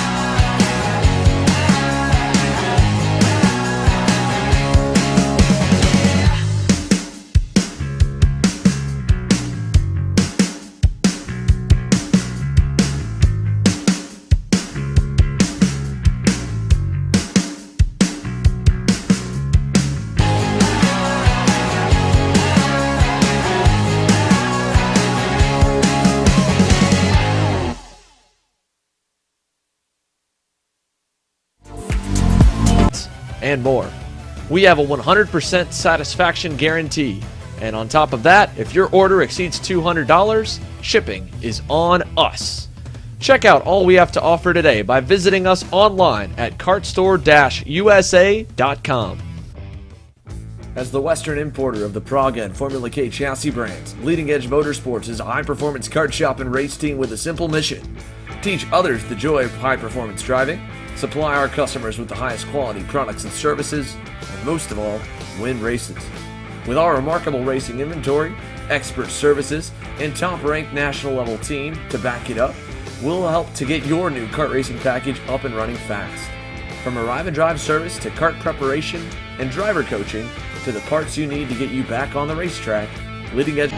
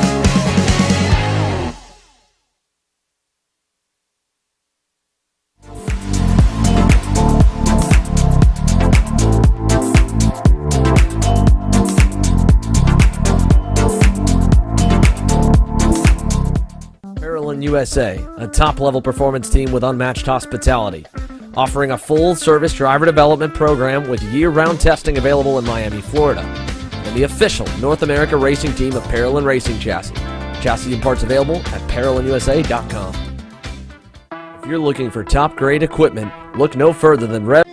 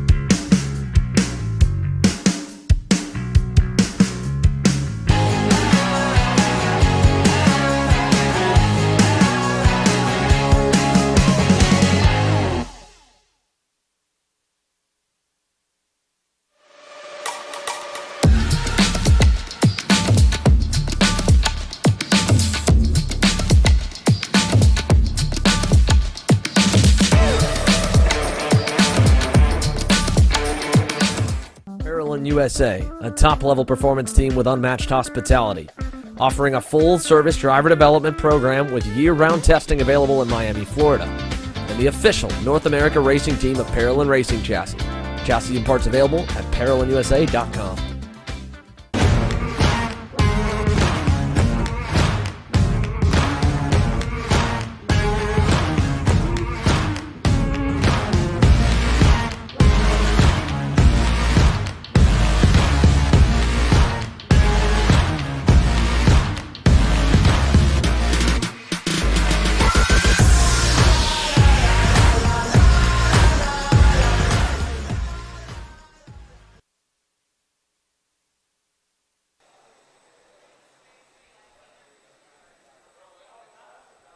Welcome back. We're getting ready to go live with our first heat race with the Mini Swifts here at the Amarillo Kart track for round 4 of the TSRS event. You're watching Kart Chaser. My name's Cameron Reed. I'm joined here with Riley Can. Hello, hello. We're getting ready to go live with the Mini Swifts. This will be the first heat race of the day, the only heat race of the day. And I think they're very excited. We see brothers sitting P1 and P2. Mason Berry and Carson Berry. They are Berry twins. Yep, twin brothers. They drive for Team Felon, Gary Willis, GWR Racing. They're pretty fast. They're pretty fast. Had to miss out on the NTK race, but looks like they're showing up and showing out here for sure. Yeah, sadly that means they can't quite be in the points, but you never know. Maybe next year. I think they're a threat for sure next year, especially being brothers. They got the most, you know, they trust each other the most. So they got that bond about them. They might be good. They might work out well for them in the race, but it could also turn quite sour. We've seen that in the past with brothers. Yeah, for sure. I was talking to them a little bit on grid. Obviously, they said they both want to win, but even more than that, they want each other to finish 1-2. So we'll see. Their plan is kind of just to make it through turn 1, push each other away from the field. We'll see if that can happen. Obviously, Gary Willis has got to be pretty proud of these boys, putting it on P1 and P2, working well together. Derek Wargo is in P3, a Louisiana native. He's one to look out for sure. Been watching him over the past couple years, been helping him out here and there. He's a strong driver. He just going up against two brothers, you know, they're obviously going to pick each other before you. So looks like we're getting ready for the green flag. They're going into the start box. Oh. Green flag comes out. Go out of line. Stay nice and clean. Nobody off track yet. Looks like Mason hit that curb. But it looks like it has gone to plan. Mason and Carson Everybody's are made P1 it and through. P2. They've got a nice solid gap going into the next couple corners. With the Berry twins taking off, they said bye-bye to everybody else. Yeah, for sure. This was kind of part of their plan. Looks like they're heading down into 5, 6, and 7. Down. They're going to start heading down that short straightaway to turn 8. Derek Wargo still trying to hold on with David Jabbar right behind. They're going into turn 8. Single file. Looks like everything's gone pretty cleanly so far. I haven't seen any yellow flags on the track. Yeah, it looks like everybody made it cleanly. Through the start, obviously, the Berry brothers are still out. That looks to be Mason out front, I believe. Carson in second. Looks like it's going to plan so far. Obviously, they said that their plan is to push each other away. I think Derek just made a quick look back. He's looking to possibly get a push from David, maybe catch up to Carson, maybe make a pass. That might be his plan, is to break up the brothers. It would be a smart play for sure. It could be like that super speedway thing with the NASCARs, working with the draft together. You know, you might need to find yourself a partner and able to get up to the top. Mason still sitting P1, Carson P2, Derek P3. Obviously, the Berry brothers look very comfortable out front. They've got a nice, solid gap, about a 4/10 gap to Derek. Carson's got about a 4/10 gap to Derek Wargo, but draft could close that up very fast.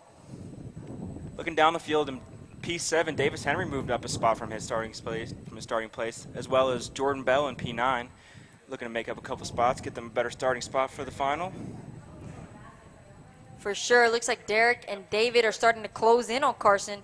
Could possibly be looking for a pass here as they head down into turn 10. They just need to be patient. They need to work together. It's a long race. Especially as Carson hits that curb on the inside in the hairpin in turn 10. Derek should be looking for the pass as they come in through 11 and 12 and down into turn 1. And Ybarra in P4, he's purple. He's fast. He's waiting on his move. For sure. Derek didn't quite peek out for that pass. Personally, I think that's one I would have gone for, especially since he made such a major mistake. Absolutely. But he has caught up to his brother, Mason Berry. He's now on the bumper of Mason Berry. And Looks that like mistake, they got a huge draft down that back straightaway. Yeah, for sure. And it looks like they've got a good gap. Your top 4 on your screen has a good gap to the next person behind, about a 2.6 second gap to the next person behind. So they do have a little bit of room to battle each other, but not too much. Obviously, they want to pull away. Pull away. Heading through turn 8. Your brother's looking very strong. Mason got a pretty good exit out of that one. Carson kind of fell back to Derek. Derek's heading down this long straightaway, heading towards turn 10. It just looks like they gain on Mason so much on the top. Yeah, it's possible that Mason could be on a different gear or possibly made a mistake coming through turn 9. Absolutely. That long, sweeping left-hander kind of set you up and set your pace for that straightaway for sure. With these fast tracks, every turn matters. It's all a complex. Oh, we got a pass down turn last corner. Yeah, there was a pass made in turn 1 by David Ybarra on Derek Wargo. That P3. falls Derek to P4 and David up to P3. A little bit of a gap now from second to third. Allowed the brothers to kind of step away.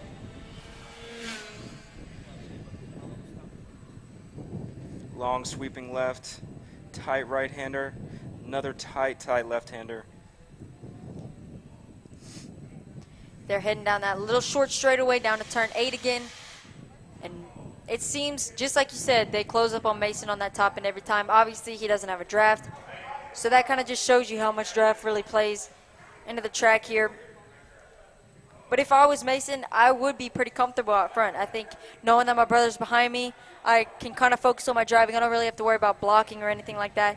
You know, it's almost like working as a blocker. You know, everybody else has, he has one obstacle to get through to get to him.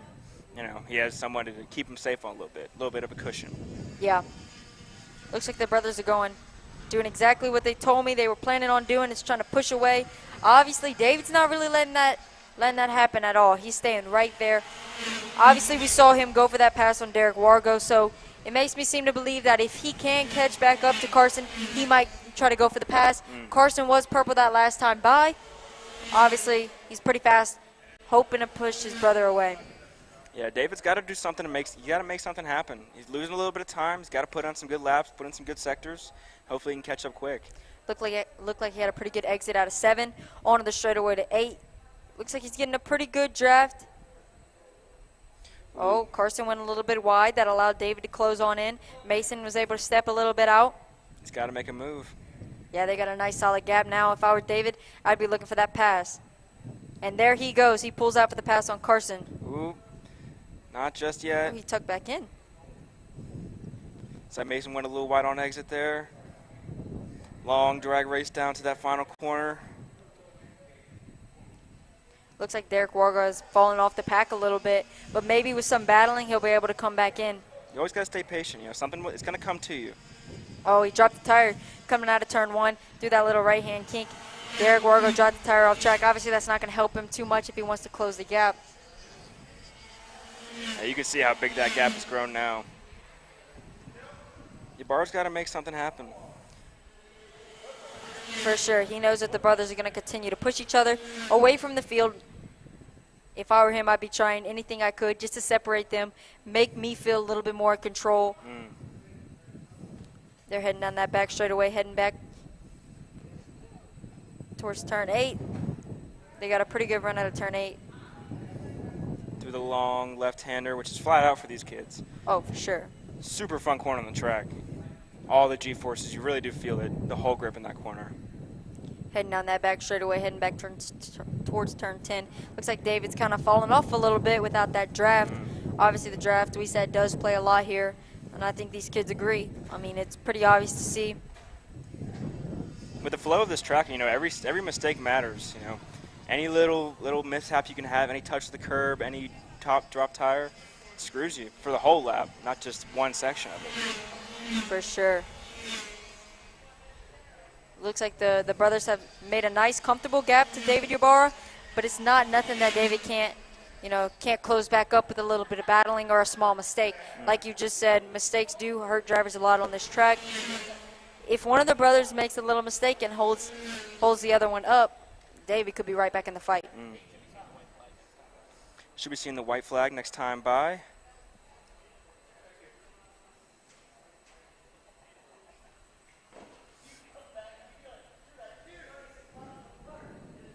They look calm and controlled up there, really relaxed. You can tell that they have that little brotherly dynamic between them.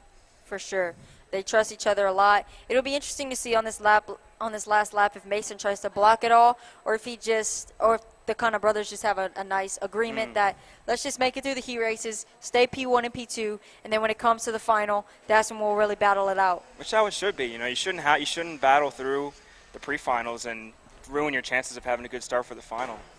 It looks like with yourself. It looks like David was able to close up just a little bit, but I don't think. Oh, we get 2 to go this time by. I don't know if that'll be enough for David to close in. It does look like Carson's falling a little bit off of Mason. That could help David get the draft. Looks like they're going into turn 5 now. David was able to close up a little bit on Carson. With 2 laps to go, you never know. He might be able to pull something out. I think he definitely wants to split them up. Ybarra looking super tidy right now. I think he's pushing super hard. He wants this. He wants to break up that twin pairing. Oh, there he goes. Yep. Trying to cut him off around the outside. We're going to go too wide through the bowl. He tried to make it over-under, but it didn't quite work. Maybe a little bit too ambitious from Ybarra. I think the biggest thing that these kids are still learning is patience. They're just taking every opportunity they can get. Versus when we watch the older classes a little bit, obviously the passes are more calculated there. They've studied the driver in front of them, and they know exactly where their weakest corner is, and that's where they normally go for it. But that pass just didn't quite work out for David. Should be getting the white flag. He is still on the bumper of Carson Berry. We could see something happen here. Hopefully not anything detrimental to either of their races, but I think Ybarra's got a good trend. Oh! Carson Berry goes completely off track. That'll allow Derek Wargo to go around the outside of him. Huge mistake from Berry. It looks like David just kind of got in his head a little bit. We saw Carson kept looking back, and I don't know, maybe he just made a little mistake. Didn't quite look like he hit the curb. Not sure what pushed him off, but that mistake definitely messed him up a lot. He was comfortably in P2. That now drops in P4. The pressure just got to him. You know, your bar was just putting pressure on the entire time and just waiting for that mistake. As a driver, you have to wait for those things. Yeah, you have to put pressure on the guy in front of you, and hopefully it'll give you a nice little window to go by. With that mistake by Carson Berry, it did allow Mason to have a nice, solid gap from David. Obviously, them kind of battling back and forth allowed him to walk away. This should be a comfortable lead to the checkered flag. Yeah, he's definitely chilling. I think David should be happy with his P2 finish. But I guess we'll see. I mean, obviously he wants to win, but you can take what you got to get. And tough enough about this place, P2 is not the best way to start. You're right. Being on the outside, going through that tight turn 1, so it's not really the best. But we have seen people make it work. Obviously, they made it cleanly. So I guess we'll see. But Mason Berry is your winner of the Mini Swift Heat Race.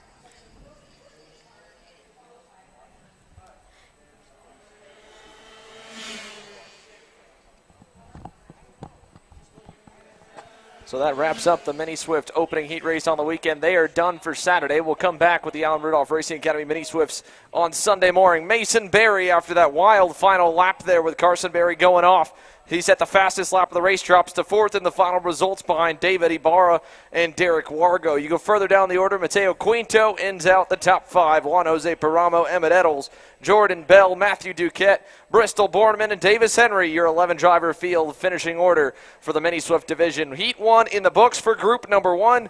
The rest of the groups are set and ready to go. Racing action coming your way from Amarillo, Texas. We'll be right back with Kart Chasers coverage of the Texas Sprint Racing Series.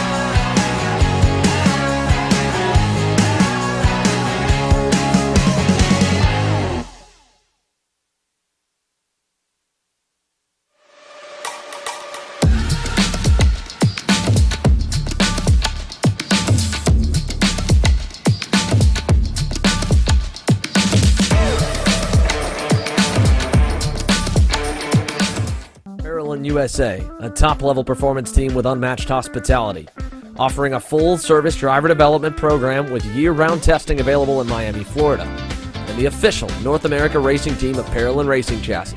Chassis and parts available at ParolinUSA.com.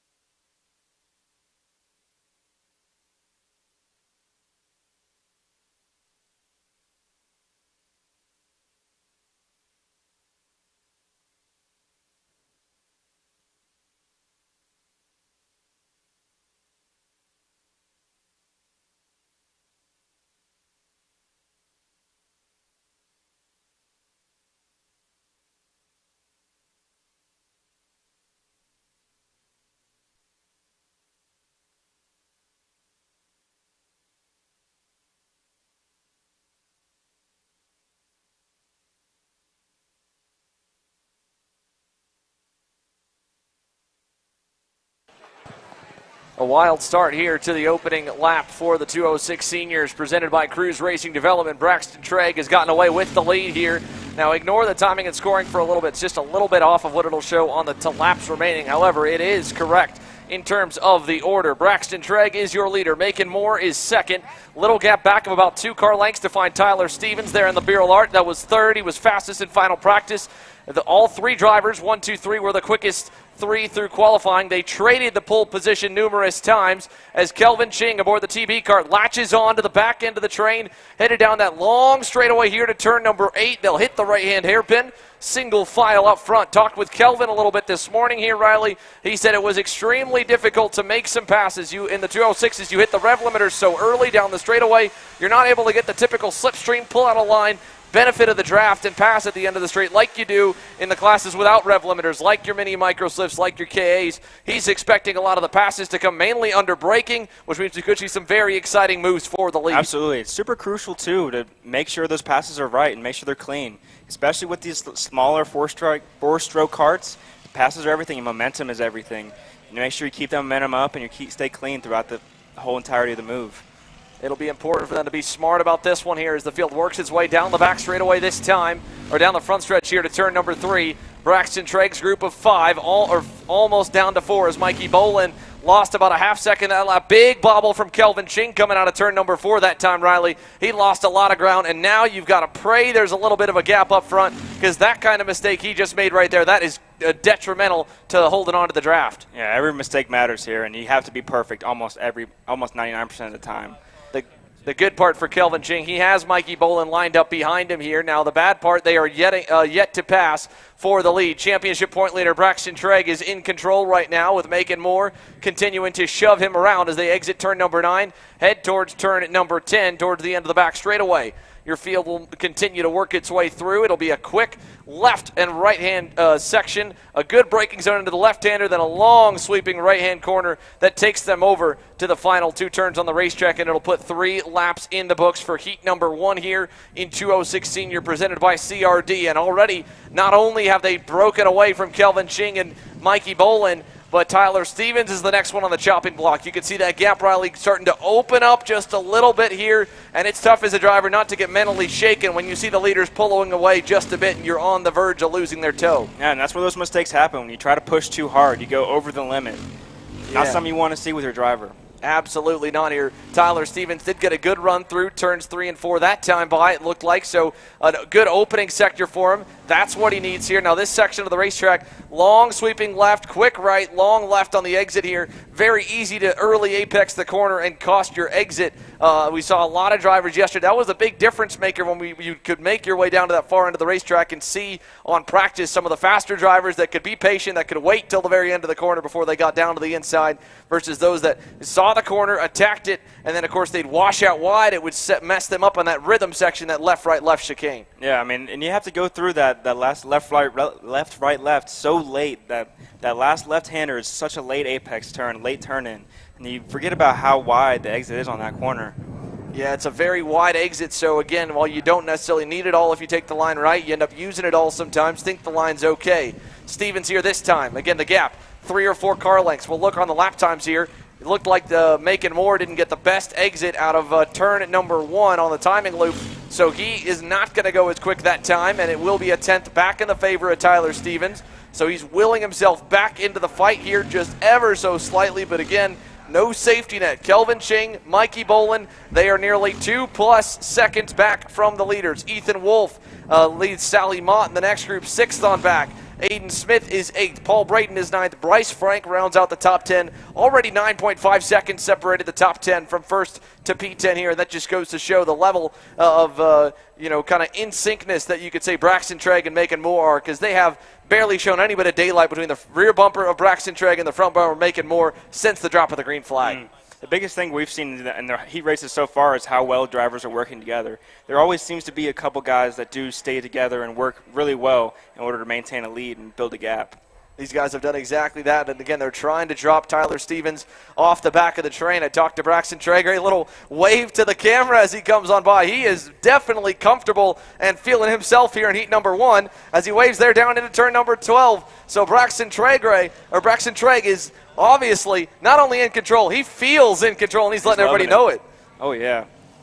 It was good. I always like to see this kinds of stuff where people are waving at cameras, but I really hope it doesn't come back and bite him in the butt later on. Man, he's got a lot of confidence coming into the weekend. Again, your championship point leader, race winner already this season.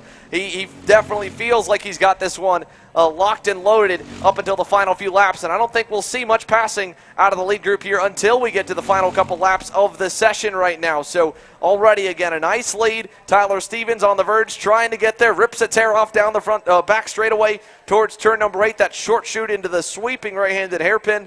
Again, this is another passing zone that may not be much of one for the 206s with a shorter braking zone, but both of these corners here, and even a little bit in the sweeper with the high speeds of the K100 juniors and seniors, we'll expect to see some passes in that sector of the racetrack. For sure. I mean, the great thing about this track is that there are passing zones everywhere almost, especially with the faster karts. You can pass almost on every turn of the track.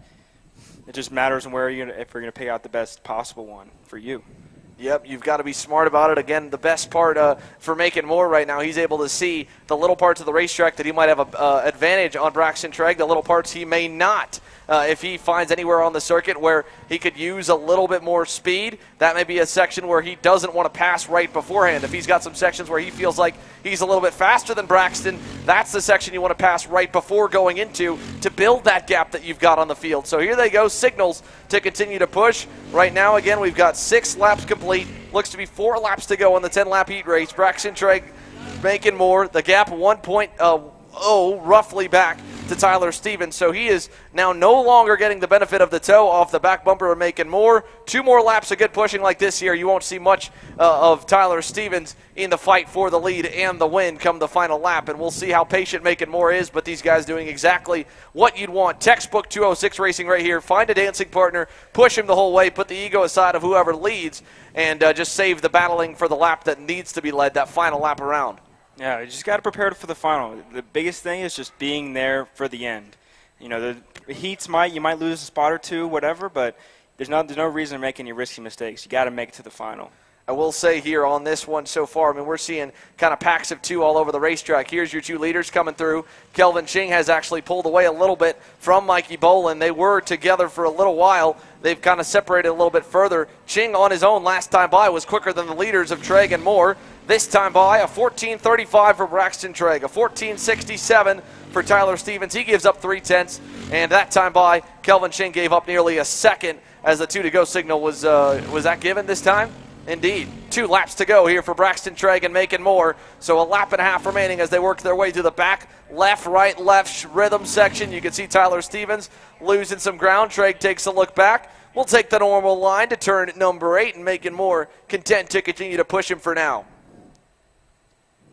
They'll come out of turn number 8 here this time, headed for turn number 9. A little bit of a kart length gap there, so that's something to note. Macon Moore, not a great exit out of turn number 8. And, of course, as the leader, when you're getting pushed, when the gap is continuing to go, you kind of think a little bit, Riley, obviously, Braxton Traeg knows Macon Moore's content to push him, so he doesn't have to go at 100%. He can leave 10% on the table for those first few laps and then kind of out of nowhere pull the rabbit out of the hat and go 2/10 quicker. And Macon Moore, thinking that he's got his number, following him for 8 laps, all of a sudden, Braxton Traeg goes quicker and he can't touch him on that final lap. That could be what we're about to see here with the white flag waving. Yeah, you can't be 100% perfect 100% of the time.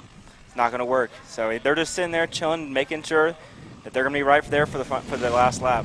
Well, here we go. White flag in the air. Tyler Stevens checked the gap back to Kelvin Ching. No pressure coming whatsoever. 1 lap to go. Where does Macon Moore want to try and make a charge at him? They're headed into turn number 5 here for the final time. Easy run on in for Braxton Traeg and company. They'll round the chicane, head towards turn number 7. Out of that one. Now turn number 8, again, we mentioned this was a decent passing zone. Traeg signals to continue pushing. Macon Moore takes a look back, sees Tyler Stevens is still only 1.4 back, so any mistake, if they got really kind of out of shape or drop a wheel off the racetrack, he could capitalize. Again, turn 8, Braxton Traeg, great exit out of that hairpin. He's pulling such a massive gap out of turn number 9. Macon Moore can only gain on him here down the backstretch. He won't be able to do too much, I don't think, into turn number 10. I think it's about settled here. I think the gap's a little bit too big. Unless this draft just really kicks in for him, I don't really foresee any moves going into that last corner. Well, let's see. Macon Moore did get a good choke coming out of turn number 11. He'll push him into turn number 12. And final time through, no dive bomb needed. They're going to be happy to finish 1 and 2. Braxton Trigg, qualifying on the pole, continues his championship season with a checkered flag here in heat number 1 for Cruise Racing Development 206 Senior. A healthy start to his weekend here in Amarillo. Macon Moore happily second with the fastest lap of the session. Tyler Stevens third, and we'll go down the order to catch a few more of the movers. Kelvin Ching ended up in the 4th spot over Mikey Boland around the top 5. Ethan Wolf 6th. Bryce Frank picks up 3 spots to 7th. Paul Braden picks up 4 spots to 8th. Ibrahim Dean ends up in 9th, and Caden Wolf rounds the top 10. Sally Mott on the final lap, or final couple laps, looks like she got together potentially with Landon Fitz, as they both fell down the order to the outside edge of the top 10. Aiden Smith as well falling back, and we had some carnage on the opening circuit, of course, that took out a few contenders, but it was no problem at all for Braxton Trigg. He is your 206 Senior Heat 1 winner, sweeps all the official sessions here for Saturday, and he'll start again on the pole for heat number 2 come Sunday morning. One more commercial break here before we get started on to group number 3. The Micro Swifts have been waiting. They're on the grid. They're ready to go. Houston Freightliner, Western Star Micro Swift coming your way next from the Amarillo Kart Circuit in Northwest Texas.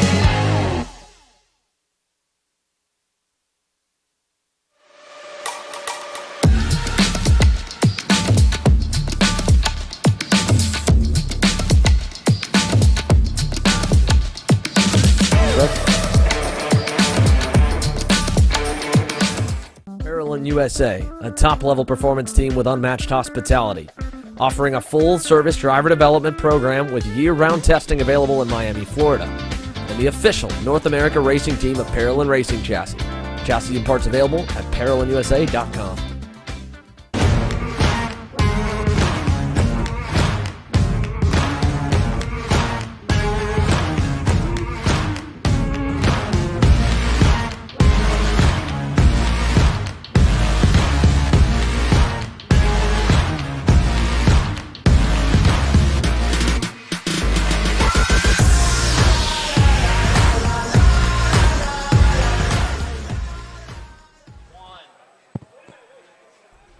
Welcome back here live to Amarillo Kart Circuit as we get set for more action. The Western Freightliner, Western Star Houston Freightliner Micro Swift division is on the grid here. Colton Schniegenberg is set on the pole position after a fantastic qualifying run. He ran by himself throughout the entire session. While they get set to go, though, we do have a mic'd up Braxton Trigg down with our Riley Cann in the scale line. We'll send it down to him to talk to him a little bit about his first heat and how the weekend's gone so far. Riley?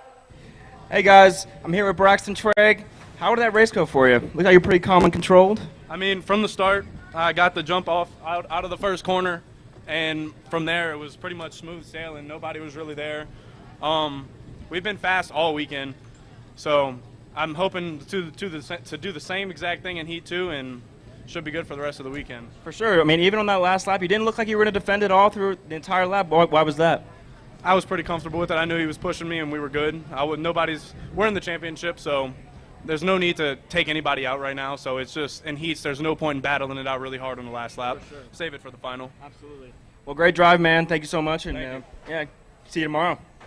All right, that was Riley Cann down with Braxton Treg in the scale line here. Awesome job by Braxton Treg and making more. Like he said, they're points racing right now. The more points they get, the further they get away in the heat races here. It's a nice sum, so a good run through heat number 1 adds a little bit towards that championship fight.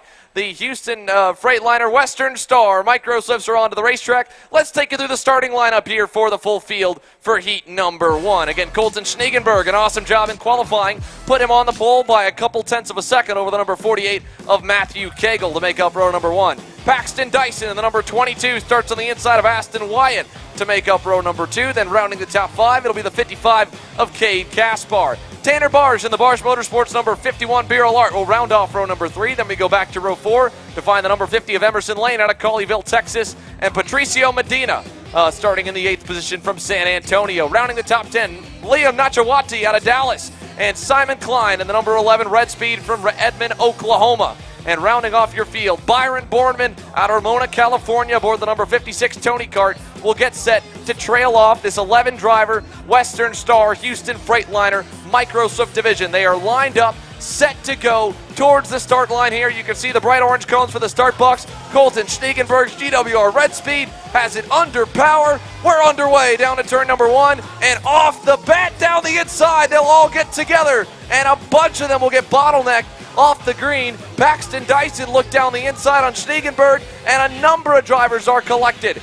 All of them were able to keep going, and I think around the outside, or from the inside, Cade Kaspar from 5th has gone through to the lead. Your initial pole sitter, Colton Schneegenberg, down to the inside edge of the top 5, and it's a nice healthy lead for Cade Kaspar. And again, a very tight turn number 1 complex, Cameron. Surprising they all made it through, but a lot of shuffling there as everyone was going for broke. 2 and 3 wide here on the opening corner. Yeah, I was talking to our P2 sitter, Matthew Cagle, on that right before they went out, and that's exactly what he said he was kind of nervous about. Starting on the outside, he didn't quite know how they were going to make it through turn 1. His main focus was to make it through turn 1. Obviously, he made it through. Obviously not exactly where he wanted. He did fall to P3, but much better than Paxton Dyson, who got shuffled all the way to the back of the field. It was a really rough start for him. Yeah, unfortunate for him. Great start as well for Liam Nachawati in the number 80 machine. The Cruise Racing Development driver up through on with Matthew Cagle. Here comes your race leader. Cagle's going to go side by side with Nachawati. That's for P2. He'll get clear into turn number 1. And at the end of the opening lap here, 1 lap completed and a lot of chaos all the way through. Cade Kaspar leads your field to turn 3. Matthew Cagle 2nd. 3rd, Liam Nachawati. 4th, Colton Schneegenberg. Aston Wyatt is 5th. Paxton Dyson, like you said, from P3 nearly to P1 as he was side by side for the lead, down to the 6th position across the line. 3.4 seconds we made up, but we should be in for a pretty good show. Again, it's always really exciting in the Microswift classes and the young kids classes in general, Cameron, when you have a lot of kids with a lot of speed that have to work their way up through the field, because on some weekends you can qualify good enough, just like what we saw with Braxton Treg and making more, qualify 1st or 2nd and really don't have to pass anybody all weekend. These kids are going to have to go to work. Yeah, for sure. I mean, Paxton's definitely got it out for him. He's got to, work hard to get back up to P3 where he started, but we have seen that he has a ton of speed all weekend, so he should be able to get there if battles like this keep happening. Obviously, Colton just passed. That was Liam, I believe, and he's obviously trying to get back to his P1 spot. Looks like they're kind of spread out, so we should have a few laps of not much change, but hopefully we should see Colton run back down P2 of Matthew Cagle. Yeah, great pass there. So Colton Schneegenberg, 2 spots on lap number 3. He gets by both Nachawati and Aston Wyatt. Colton Schneegenberg also went purple that time by. About 0.6 of a second quicker than Cade Kaspar, your current race leader in the number 55. Again, qualified 5th. Clean start through to the lead. Matthew Cagle there 2nd. Schneegenberg on the way in 3rd. You look back to find Paxton Dyson still in the 6th spot. Good lap for him. Good lap for Aston Wyatt, though, as well. He's not as quick as Colton Schneegenberg, but he is gaining. Dyson about 0.7 back at the line from the pairing of Nachawati and Aston Wyatt, who went side by side for the 4th position.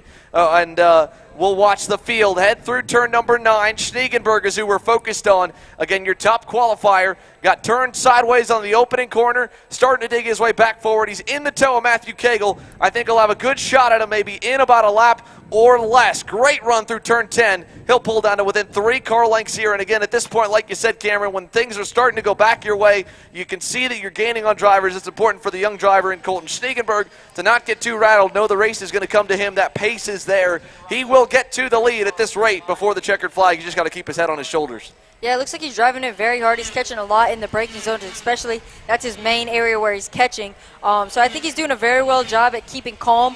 One thing that we do normally see in these drivers when big things happen like that on the first lap is they kind of just get unglued, I guess you would say. And I think it's really important for them to stay calm and understand that this is just a heat race. They can make it back up, and it looks like Colton's doing a very good job as that. He should be able to make a pass here on Matthew here in the next few laps as he keeps running him down more and more. He's in that draft, heading back down towards turn 8.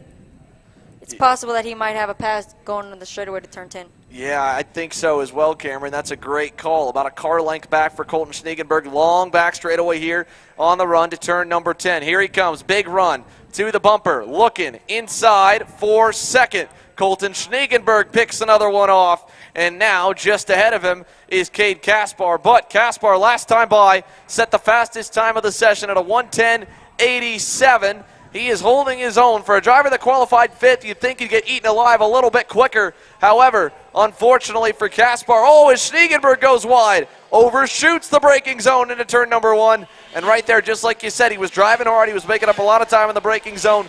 That time by, just maybe missed the mark a little bit, dropped a tire. Schneegenberg back to P3.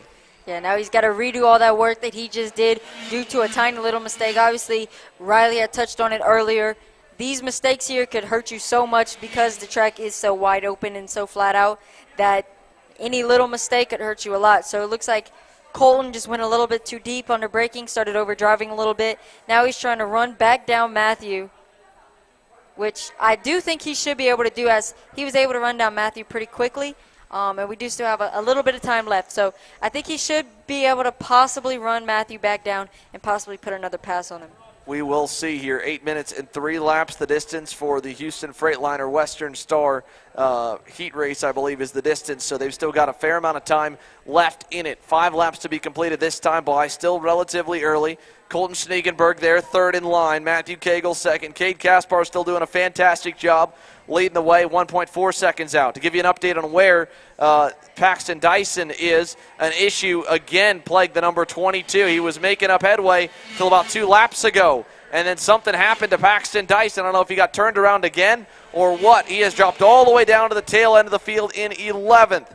Now this time, Schneegenberg goes purple, a 1:10.71. 4/10 lopped off the gap to Kaspar, still 1.7 back from the lead. Matthew Cagle in the 48, a 1:11.21. He's still 1.4 back, but here comes big run down the straight to turn 8. Does Schneegenberg pull out a line here? No, I think we'll see him wait. Maybe try that move in turn number 10 again, Cameron. Yeah, for sure. I didn't expect him to run him back down that fast, but that purple time definitely helped him a lot. He had almost half a second clear of Matthew that last lap. So I think he should be looking to go back for the pass here on this back straightaway. Obviously, he knows he has speed if he's able to run him down that fast. But no, he does not go for the pass. It looks like he's maybe trying to push Matthew Cagle up to Cade Kaspar. Yeah, that time by, Cagle didn't make up much time on Kaspar. Now this time, Schneegenberg again gives him a little shove. Turn 1, stays behind. Maybe wants to try and just get through this braking zone to turn number 1 again before he gets really confident. You can see there, he took it a little bit easier through the center of the corner, gave up a car length or 2. The pair of them across the line did pick up a 1/10 of a second on Cade Kaspar, so if they stay hooked up, they could slowly try to edge that gap away, but give it to Matthew Cagle. He was a lot better from turn 1 all the way through turn number 4 that time by as they head through the turn 5, 6, and 7 complex here. Again, Cagle, a car length up. Schneegenberg right behind him. Matthew Cagle takes a look back, sees that it's the number 17, and tucks his head down behind the wheel, signals to work together. And Schneegenberg will oblige for now in the 17. Liam Nachawati said his best lap of the session last time by in the number 17. As the field works its way out of turn number 9 this time. Big run coming. Schneegenberg to the bumper again towards turn 10. He'll go right to him and push him all the way towards that section as we try to pick him back up once again. Yeah, I believe Colton went for a new sort of tactic after what happened, where he just kind of overshot the braking zone. So I think he's going for a new tactic to just kind of push. I think that's his goal, is to just push Matthew, try to catch Cade Kaspar before the end of the run. And with 2 to go, I'm not sure they'll be able to do so. I mean, obviously we see a lot of the dads and tuners signaling to their children. So maybe Cade got told to just, maybe Colton got told just to chill out and just push. But as we're coming to 2 to go, I think Colton's gotta make something happen. If he wants that P2 spot, he needs to go for it pretty soon. They're making their way through turn 9, down on the back straight, heading towards turn 10. Looks like Kegel's going for the block, and Colton, oh, that was turn 8, my fault. And Colton Schniegenberg goes for the pass on Matthew Kegel. They're heading through turn 9. Heading through turn 9, down to the back straight to turn 10. Colton Schniegenberg looking really comfortable. Got a nice solid little gap to Matthew. They head through turn 10. With the draft, Matthew should be able to close back up as they head through turn 11 through turn 12. Yeah, big run here for them as they come on through. Cade Kaspar still the lead. Colton Schniegenberg now finally getting that job done. Here they come towards the front straightaway. Let's see what it looks like across the line. Cade Kaspar in the 55 takes a look back. White flag in the air. Can Schniegenberg get there? It's a big gap, 0.8 of a second. He's got to try to find over this final circuit to get to Cade Kaspar. Last time by, 0.7 better for Colton Schniegenberg. He was almost there as they head through turn number 7 for the final time. And again, we have mainly talked about Schniegenberg and Kegel kind of most of this heat race, but a lot of kudos has to go to the way of the number 55 of Cade Kaspar. He's been very consistent all race long. He's even ripped off a couple of heaters within a tenth of these two here at a 1:10.64 for his best, a 1:10.5 for the best lap of Colton Schniegenberg and Matthew Kegel. And as they round turn number 9, that gap still looks healthy here, Cameron. I think Cade Kaspar is in a fantastic position. Yeah, we definitely have to give him props. He is up 4 positions, which this field's not super large, so 4 positions is pretty good, to be honest. And he's able to keep on pace and hold that nice, strong gap, which is kind of surprising for a kid who qualified 5th, but they must have made some changes, or maybe he became more confident, worked on his driving a little bit, but he's driving phenomenal, able to hold that gap. Colton is a little bit faster, but he also has draft, and he has somebody to hunt. I have noticed when I drive, if I have somebody in front of me, it helps to hunt. And across the line there, Cade Kaspar takes the heat race victory in Houston Freightliner, Western Star, Micro Swift, all set to go. So Cade Kaspar, like Casper the Ghost there, as Deke likes to go. Yeah, Cade Kaspar able to get the lead and the win from P5 to the lead. He ends up with a 0.9 of a second margin, goes even quicker than Schniegenberg on the final lap. So a great run by the driver who qualified in 5th. Colton Schniegenberg ends in 2nd, Matthew Kegel 3rd, Liam Nachawati in 4th, Emerson Lane, Patricio Medina, Aston Wyatt, Tanner Barsh, Simon Klein, Paxton Dyson. Round off your field here. Seville Electric 206 Jr. will come back right after the break for Kart Chasers coverage of the Texas Sprint Racing Series live from Amarillo.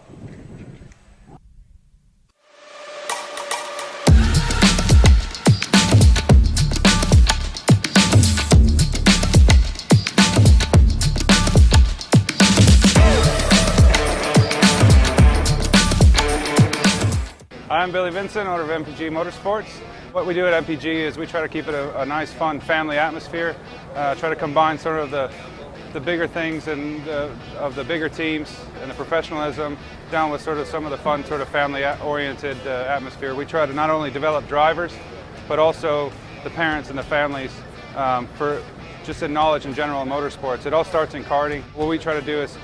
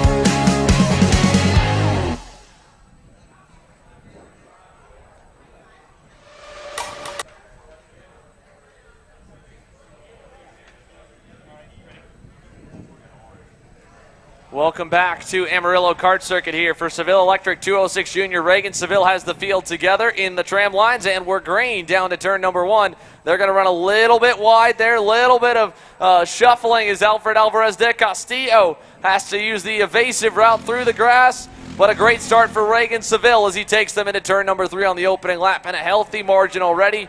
We could easily see a repeat of 206 Senior here, Cameron, of the top 2 starting to work together, as I believe it was a good start for Parker Fitz aboard the Bureau Art, number 464. He slotted quickly into second. Looks like Sawyer Roussel might be the driver leading the way in third, but the top 2 already have about 5 or 6 tenths on him. No, that's actually going to be Ian Columbus with a great start up to P3. Yeah, right now if I was Reagan, I would just try to make the cleanest laps possible so that they could pull away. Obviously, he's been really fast all weekend, so we know that he has the potential to pull away as well with the help of Parker Fitz pushing him. I think it'll be very difficult for Ian Columbus and Sawyer Roussel to catch up, especially if they don't work together. Here they come on through.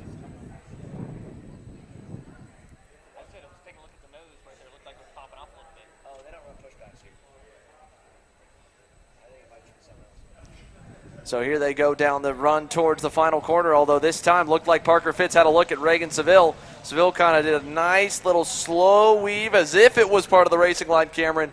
Nice move there by Reagan, just kind of dancing the line of defending there at the end of the long straight as he felt the pressure coming from Parker Fitz. Meanwhile, behind, it looks like Sawyer Roussel has gone through to third over the Ian Columbus. He shuffled him back to the 5th spot, so we got some passing going on in the battle for P3 right now. The top 2 still single file as your leaders head through 5, 6, and 7. Here's that group for third on back as Roussel's worked his way up. Jensen Harrell has gone forward as well. Ian Columbus dropping back into the 5th position here on this second group, and you can see them all into frame on this long straightaway headed to turn number 8. Roussel and Harrell pulling away a little bit from Columbus. They've got some work to be done, though, to get up to the top 2. 1.5 seconds back from the rear bumper of Parker Fitz last time by for Sawyer Roussel and company. Yeah, if Parker Fitz keeps throwing down fast laps like he did last time by, he was purple last time by, it will be very difficult for Sawyer Roussel and Jensen Harrell to actually catch up. But right now I feel like they're doing the best job that they can, obviously working together, pushing. I think they're trying to stop a repeat of 206 Senior. Does look like Reagan has pulled a slight gap off of Parker Fitz, but I don't think it'll be enough. As soon as they get back in that draft, Parker will be able to close right back up on Reagan. Yeah, let's see here. If they get there, if they're able to get to Parker Fitz before Reagan Seville gets too far down the road, they might be able to run him down. That time by, they were even to Reagan Seville, 3 tenths better than Parker Fitz, who faded backwards. So that's good news. They're only 1.1 seconds back from P2 on the racetrack. They get in a little bit further, and Sawyer Roussel and Jensen Harrell could easily start to make some headway here on the field as they go on through. But nonetheless, across the run here, turn 8. Look at this right there. Sawyer Roussel giving a little wave by, says, all right, Jensen Harrell, you want third? You can take it. Jensen Harrell into third as he tries to lead the charge forward there. And a lot of hand signals. Could you fully interpret all that sign language there, Cameron? Because I'm still not exactly sure what all was going on. Yeah, I think obviously Sawyer didn't expect the pass to come from Jensen, but once he did pull out, he just gave him the thumbs up and was like, okay, like, there's no point in battling. I got you. I'm going to push you. And so I think it might be better. You never know. I think it's good to try it out. Hopefully it doesn't hurt their pace too much. It was a pretty clean pass. So I think Sawyer was just trying to tell him, like, okay, whatever, like, there's no point in battling. Let's just try to catch the front guys, and we'll see how it works out for him. A little mistake there that time from Jensen Harrell as he got too much curb in turn number 1. So I don't think that'll help the charge forward to the lead as Reagan Seville takes him through turns 3 and 4 and towards the back sector of the racetrack. He and Parker Fitz just hit the best 2 times of the session. That time with the pass, they gave up an entire second. Jensen Harrell and Sawyer Roussel did. So not great for them as they work their way through. Headed out of 6 and 7 this time. And we'll continue to watch them here through turn 9. There is Jensen Harrell. There is Sawyer Roussel. And separated too, Cameron. Not great for them to not be connected on the straightaways. Yeah, it looked like a rough corner for Sawyer Roussel coming out of 7. And looks like Jensen hit the curb again going through 8. That could screw him up a little bit, slow him down. He might not get as good of a run. That could allow Sawyer to catch back up. But it doesn't look like he's able to do so. Jensen's starting to pull away. Even with his mistakes here and there, he's able to pull away from Sawyer. And that's going to be very difficult for Sawyer to try to close that gap. He did go pretty deep under braking. and that closed it a little bit. It's now down about 4 or 5 kart lengths, but I don't think the draft will help enough. No, maybe not too much there. Down the short, long straightaway here out of that short little right-left section in turns 10 and 11. And across the line here this time, we'll go 4 laps complete. Reagan Seville's lead growing just a little bit each lap by. That time add another 1/10 of a second to it. It's 6/10 now back to Parker Fitz as the GFC trackside karting services driver tries to punch a little bit bigger and a little bit bigger of a lead overall on the field in the 419. Through turn number 6, over to turn number 7, and out of it. Again, Reagan Seville already clinched the championship in Seville Electric 206 Junior, looking to add on a few more wins in the column, and he's on his way right now. A healthy margin on lap number 5. Back on this group here for 3rd and 4th. Well, it did look like initially Jensen Harrell was making mistakes when he got ahead of Sawyer Roussel. He's kind of pulled that gap back out, and Sawyer Roussel's faded, stayed about 2 to 3 car lengths back. This time, good run through turn 9. He'll pull back to the bumper, look to the inside. Now he'll stay in line over to turn number 10. Yeah, I think Sawyer's playing really nice right now, especially when there was such a big gap. He should know that he was super fast that lap, and I honestly think I personally would have gone for the pass, just maybe try something different out. But Reagan's looking super comfortable out there. Obviously, this is his first weekend on the GFC. Obviously, he's comfortable in anything in 206. He's been doing it for a long time, but back in, but it's bigger now than it's been in a few laps. And like you said, Cameron, you had that opportunity in Sawyer Roussel's shoes 1 lap ago. This time by, you don't have it. Maybe you're hoping Ian Columbus doesn't get to you if you stay in line, but at this point, he's potentially watching 3rd place walk away from him here. We're coming up on what should be, I believe, 3 laps to go at the conclusion of lap number 6. 7.5 minutes more or less completed in Seville Electric 206 Junior. As they come towards the final sector of the racetrack, 6 laps in the books. Reagan Seville's led them all. Here's Harrell, Roussel, and Ian Columbus, your top 5, and there is your race leader, Reagan Seville, across the line with a still growing margin back to Parker Fitz. Yeah, I think Parker Fitz is doing a good job. Obviously, he is 1 position up from where he qualied, but I think that Jensen Harold, if he has enough time, could possibly close in on Parker Fitz, and that would not be so good for Parker. Obviously, he wants that P2 spot, could set him up better for the heat races. So yeah, I think he definitely needs to start picking up the pace a little bit more. You never know. Maybe they went just a little bit too low on pressures. Could be coming in here pretty soon. Yeah, we'll see if they come in very late at this point. Then we're already past the 8-minute mark. I don't know if this will mean 3 or 4 laps to go. Either way, we're coming to the final stages, so 9 or 10 laps will end up being the distance for heat number 1 in 206 Junior, and it'll be 2 to go this time by. The double sticks are ready, so that was the 3-lap signal. 8 minutes plus 2 laps, my mistake, for heat number 1 in 206 Junior. And towards the final sector, Reagan Seville, healthy margin, that gap nearly a second. He's outside the tow window, final corner on through, 2 more laps around, and a picture-perfect season in 206 Junior for Reagan Seville will continue with the pole in qualifying and a Heat 1 victory. K100 Master, presented by Kart Racing Solutions, is on the grid. 20 drivers strong, a fantastic turnout for KA Master, and a pretty closely top 3, closely matched top 3 in qualifying with Morgan LeBaron, Miguel Meir, and James Lundberg, all within about 0.2 of a second at the end of qualifying. With a lap and a half to go, Reagan Seville aboard that GFC chassis, looking strong. Parker Fitz, Jensen Harrell that time by. He's pulled further away from Sawyer Roussel. Haven't updated you too much on the battle for 3rd while he went back to the lead. There's no battle left. Jensen Harrell has pulled away from the 406 machine. It's a 1.6 second gap back to Sawyer Roussel. Another 2 seconds from Roussel back to Ian Columbus in the KRS. Tony Kart, Alvarez, Dale Castillo, and Shelby Ramirez are together in the fight for 6th. But through turns 10 and 11, Reagan Seville, white flag coming this time by, and the dominant run through the 206 Junior class will go with 1 more lap left in heat number 1 as he rounds turn number 1 off the start and heads onto the start-finish line straight away. Yeah, Reagan's looking super good, super smooth. I really think he can walk away with it when it comes to the next heat race and even the final. I think these other drivers are going to have to work really hard, figure out their mistakes, and make chassis changes. I mean, it looked like Jensen Harold ran about the same time as Reagan that last time by. So maybe if Jensen gets a better start next time, he might have something for Reagan when it comes tomorrow to the heat race. It definitely was a bit messy of a start. Ian Columbus went up to third or off the bat. Sawyer Roussel to fourth.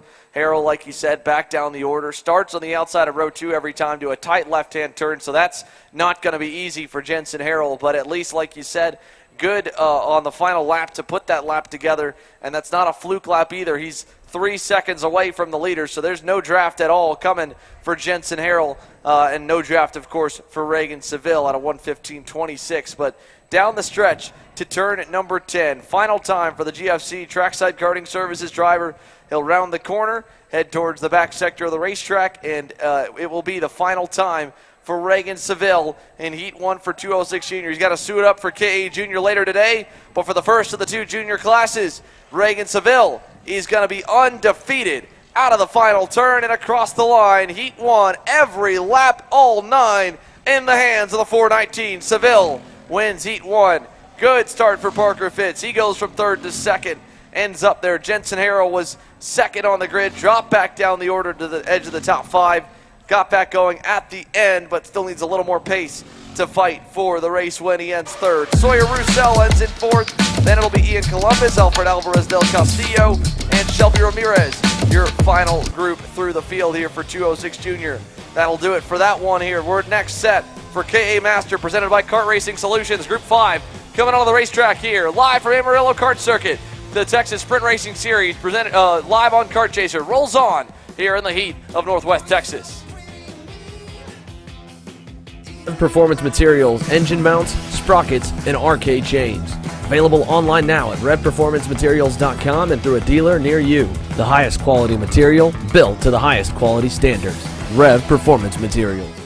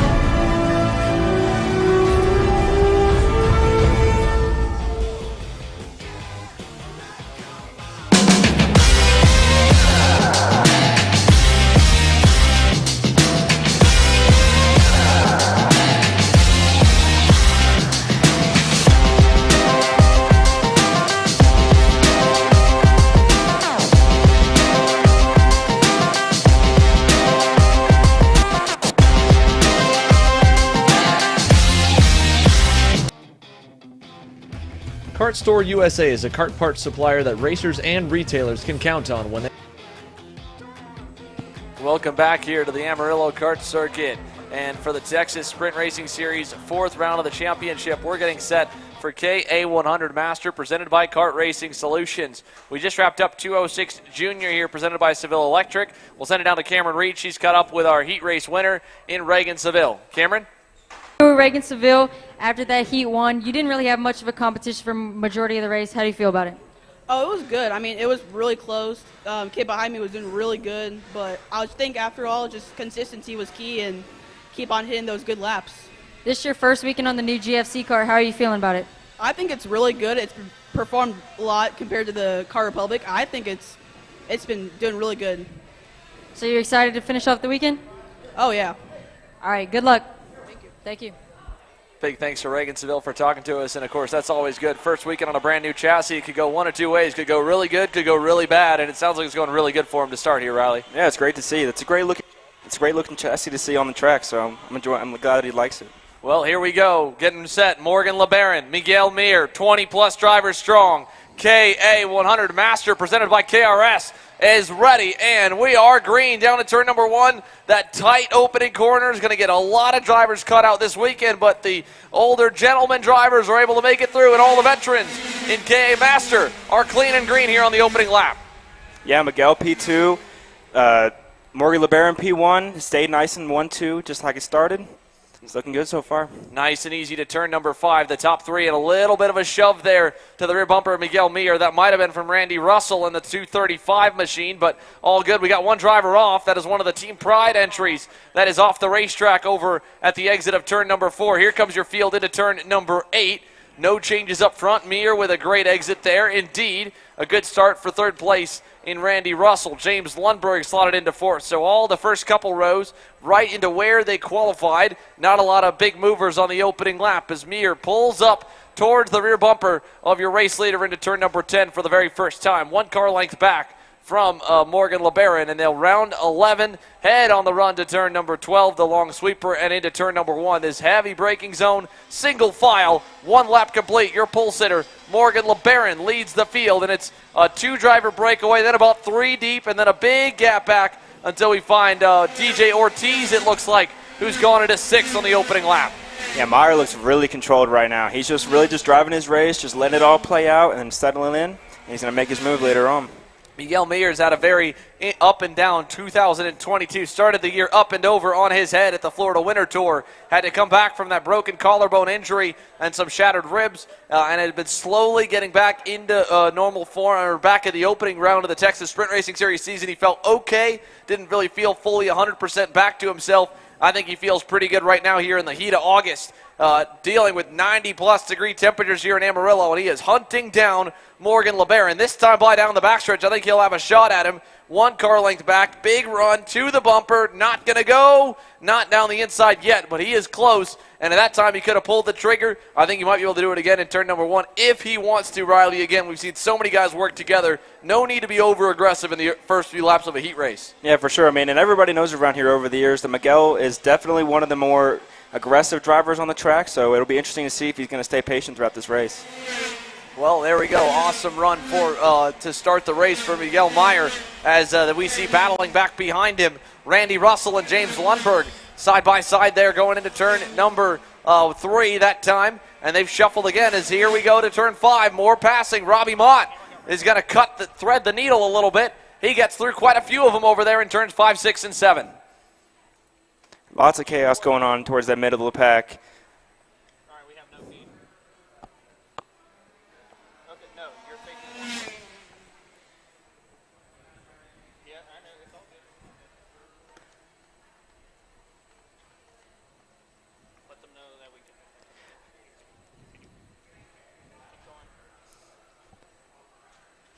Here they come down the backstretch.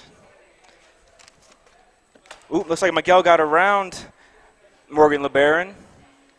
Drag race down to that final corner. And no move there. Stay in line. So Miguel Mir able to get through for the lead. Gets himself up a position that time by.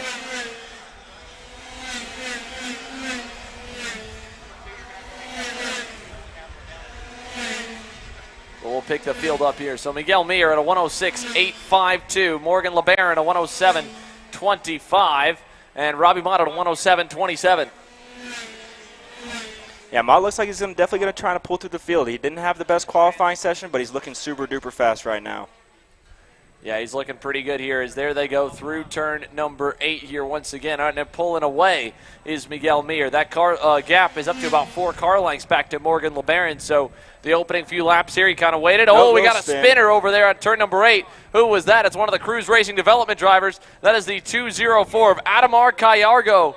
And so Adamar going around out of 12th from turn number 8. Spins off the side as Miguel Mir makes his way towards the back sector and into turn number 1 with a healthy gap over Morgan LeBaron. A nice and easy margin continuing to work his way towards the front straightaway here this time by.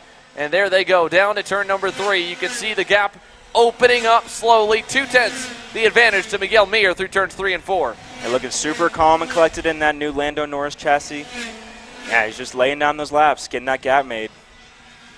Yeah, he looks really good right now. Here they go through 5, 6, over to 7. They'll come back towards us to turn number 8. Miguel Mir, that almost outside of the tow window. Look at Robbie Mott on the move behind him. He's on the way forward. Worked his way to 3rd. Was quicker than LeBaron last time by. So Robbie Mott, podium finisher from the opening weekend, starting to close the gap here to 2nd place on the racetrack after starting just on the inside of row 3.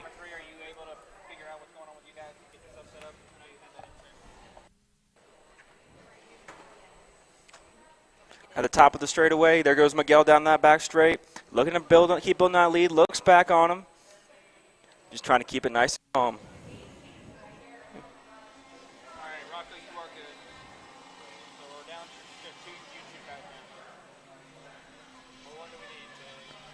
Come down that front straightaway.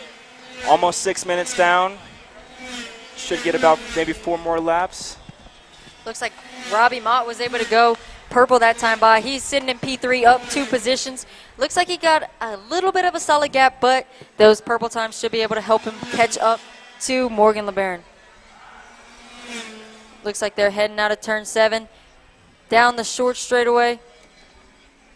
And Mott looks fast. He's looking to make up from that qualifying session. Had to start P5. Not where he would have wanted, especially after the races he's been having lately. He's been showing a whole lot of speed. Yeah, starting P5 definitely wasn't his ideal starting spot, but he is up to P3 and he's fast. He's running down Morgan LeBaron pretty quickly. He should be able to make a pass here in the next few laps. Yeah, he is digging for sure. I would be if I was him. Miguel Mir is leading the field with a nice solid gap, about an 1/8 gap the last time by. We'll see if that improves as he makes his way back through turn 1.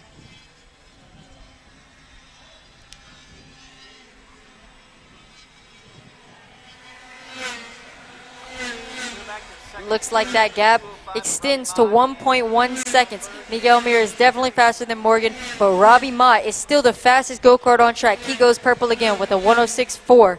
He has closed that gap about half a second to Morgan LeBaron, and he's hoping to make a pass here in the next few corners.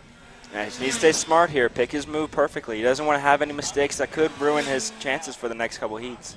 He had a good exit out of turn 7, down the short straightaway to turn 8.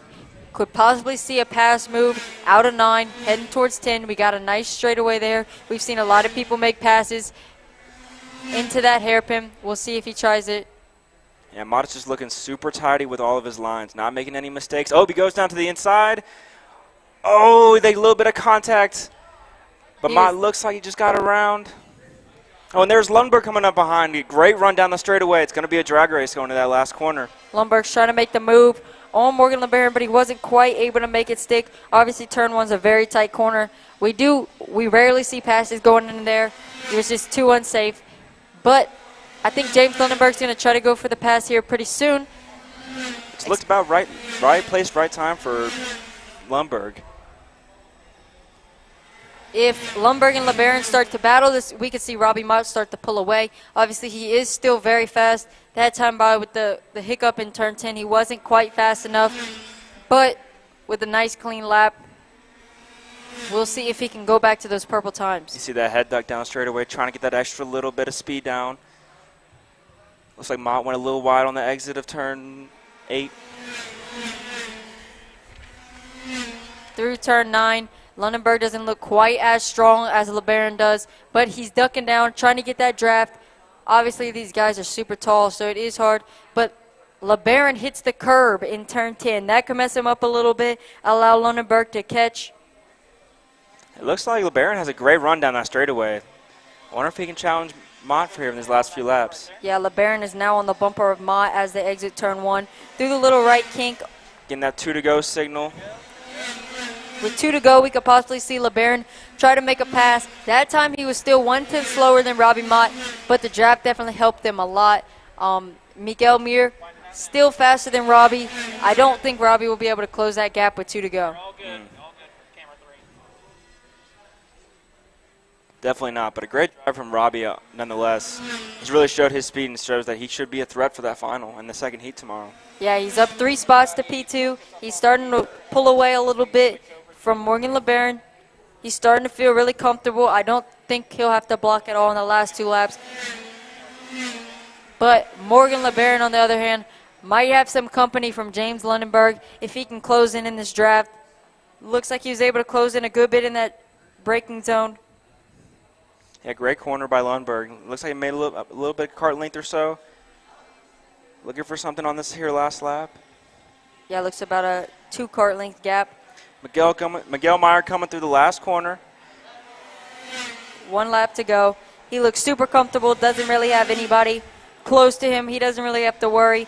Just make a nice, clean lap. Doesn't need to push too hard. Obviously, don't want anything to happen. Yes, since about the 3rd or 4th lap, this has been his race. He's been controlled, he's just been moving, putting down his laps. Miguel takes a quick look back on that little straightaway in between 7 and 8. But he knows he doesn't have any company, so he's going to just try to take it easy. Obviously, doesn't want to push the go-kart too hard, don't want to go off track, don't want to drop a tire. So he's just taking it easy through 9, down the straightaway to 10. This should be his race. Going down to turn 10, hard braking zone, getting the nose down to the apex, comes out, down a long straight, try to carry your momentum. It's looked like it's been his race. He's been super fast. No one has really been able to touch him. Maybe if the pack was a little bit closer, then it might have been a little bit different. But for this one, it's been Miguel's. Yeah, he didn't really have much pressure the whole race. He's coming down to the checkered flag. Miguel Mir is your winner for Heat 1 for the KA Masters. And it looks like Lundberg's second. That was crazy. We must have missed that. Yeah. Oh, my goodness. Something must have happened. James Lundberg ends up P2, Morgan LeBaron P3, and Robbie Mott is P4. Shame we got to miss that little move at the end. Yeah, I didn't even see it, but Miguel Mir is your winner. We'll catch you guys back after commercial break.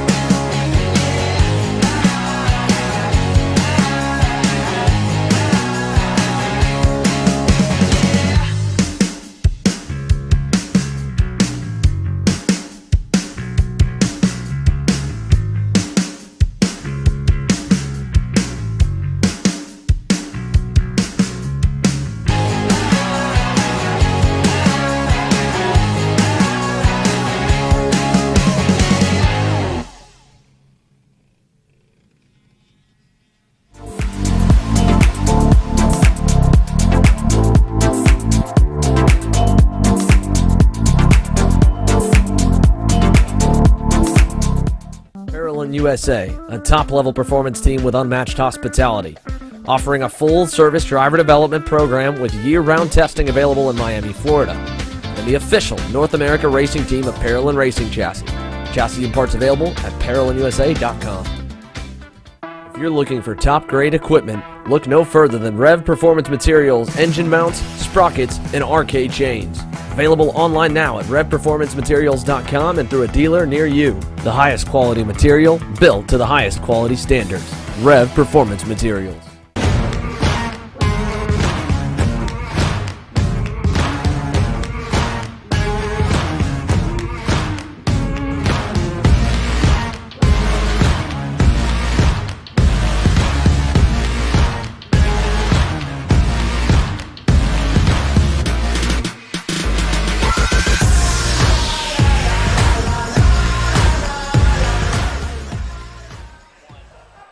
And we are back, about to go live with our key karts for their Heat 1. But first, we're going to catch with our Riley Can with the winner of the K Masters Heat 1, Miguel Mir.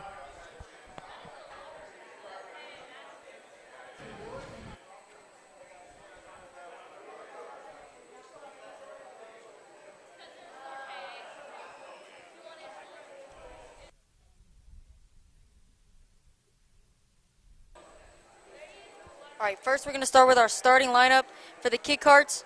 Starting pole is Andrew Anastasio in the number 8. In P2, the number 20 of Theodore Mitchell.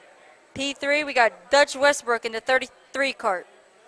P4, Brody Stoffel in the number 9 kart. P5 will be Asa Davidson in the number 72. Number 6 will be Brennan Barsh in the number 82. Wyatt Slitter will start 7th in the number 5 cart, and Rafe Ali in the 42 cart will round out your field in 8th.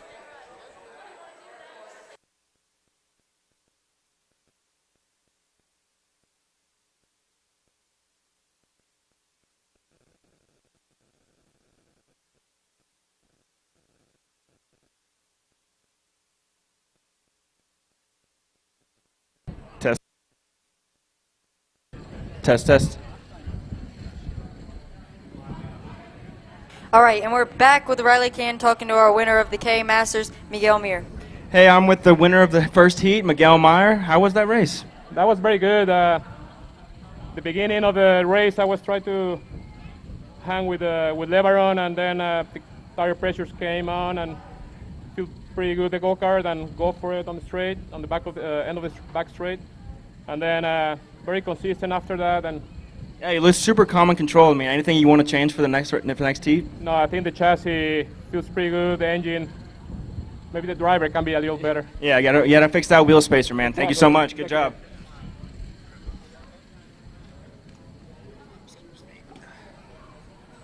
All right, and we're getting ready to go green. We're about to leave grid with our kid carts, the youngins of the field.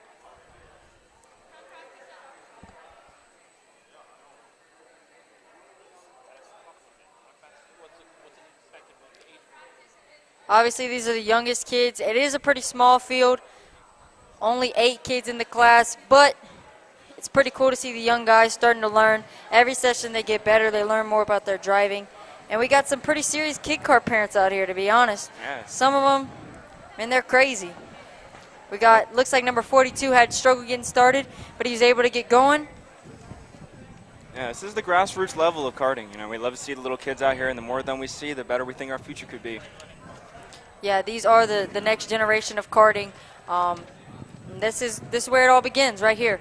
The little 5- and 6-year-olds here in the kid karts, just learning how to drive. I definitely remember being 5, 6, 7, driving the go-kart track with my dad in the kid kart. It was fun. I felt like I was flying, but in reality, looking at it now, we were not going that fast. No, not at all.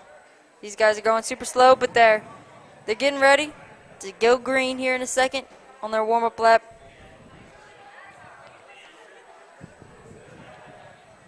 Number 8, Andrew Anastasio, had a nice quali.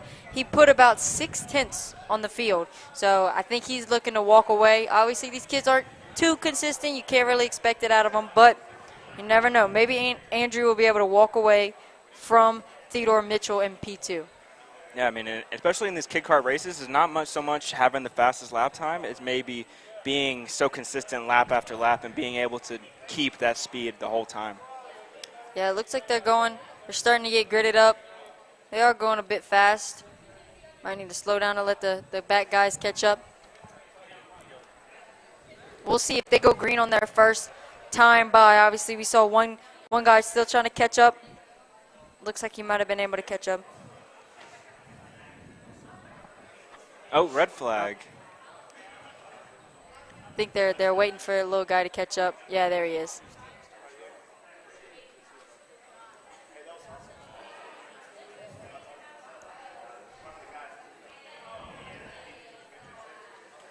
Getting all grid up. Looks like they're going to do one more warm-up lap just to get everybody nice and settled for the race.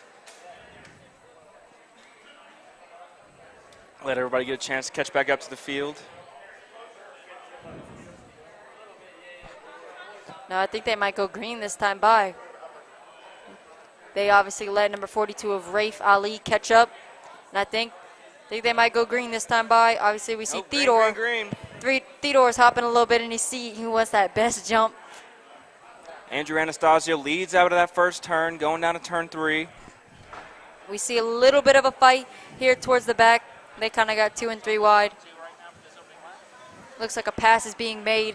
Looks like number 82, Brennan Barsh, is going for a pass. Right now, it looks like it's the Anastasio and Mitchell show right now. 1, 2. You think they're going to pair up for this whole race, or you think it's going to be a little wild? No, I think they're going to pair up. I mean, I don't know. Theodore might try to throw it in, go for the pass. But I think these two are our most consistently fast drivers. We see them fast a lot. So I think they're going to be our main two. Yeah, you never know with these kids. It could go either way. Yeah. You're right. Going into turn 8, looks like Andrew has a little bit better of an entry, but Theodore almost set him up with the over-under. He's trying. He's been watching some racing. He's trying to pull out those moves. That's where you learn your moves. It's where you learn what works and what doesn't. He gets a nice draft down the back straightaway heading towards turn 10. I think he's going to try to go for the pass. He is. Inside. Theodore Mitchell goes for the pass in turn 10, and he's able to make it stick. Nice and clean. Now it's just drive, drive, drive. He was able to pull out a nice, strong gap on Andrew out of that pass. Now Andrew's got some work to do. He's got his head down. He's trying to catch up. But don't leave out Dutch Westbrook in third. He's coming. He's trying. He's definitely still in the fight. Any little mistake by Andrew, he could be right there. But Dutch does have a nice, strong gap to the people behind him.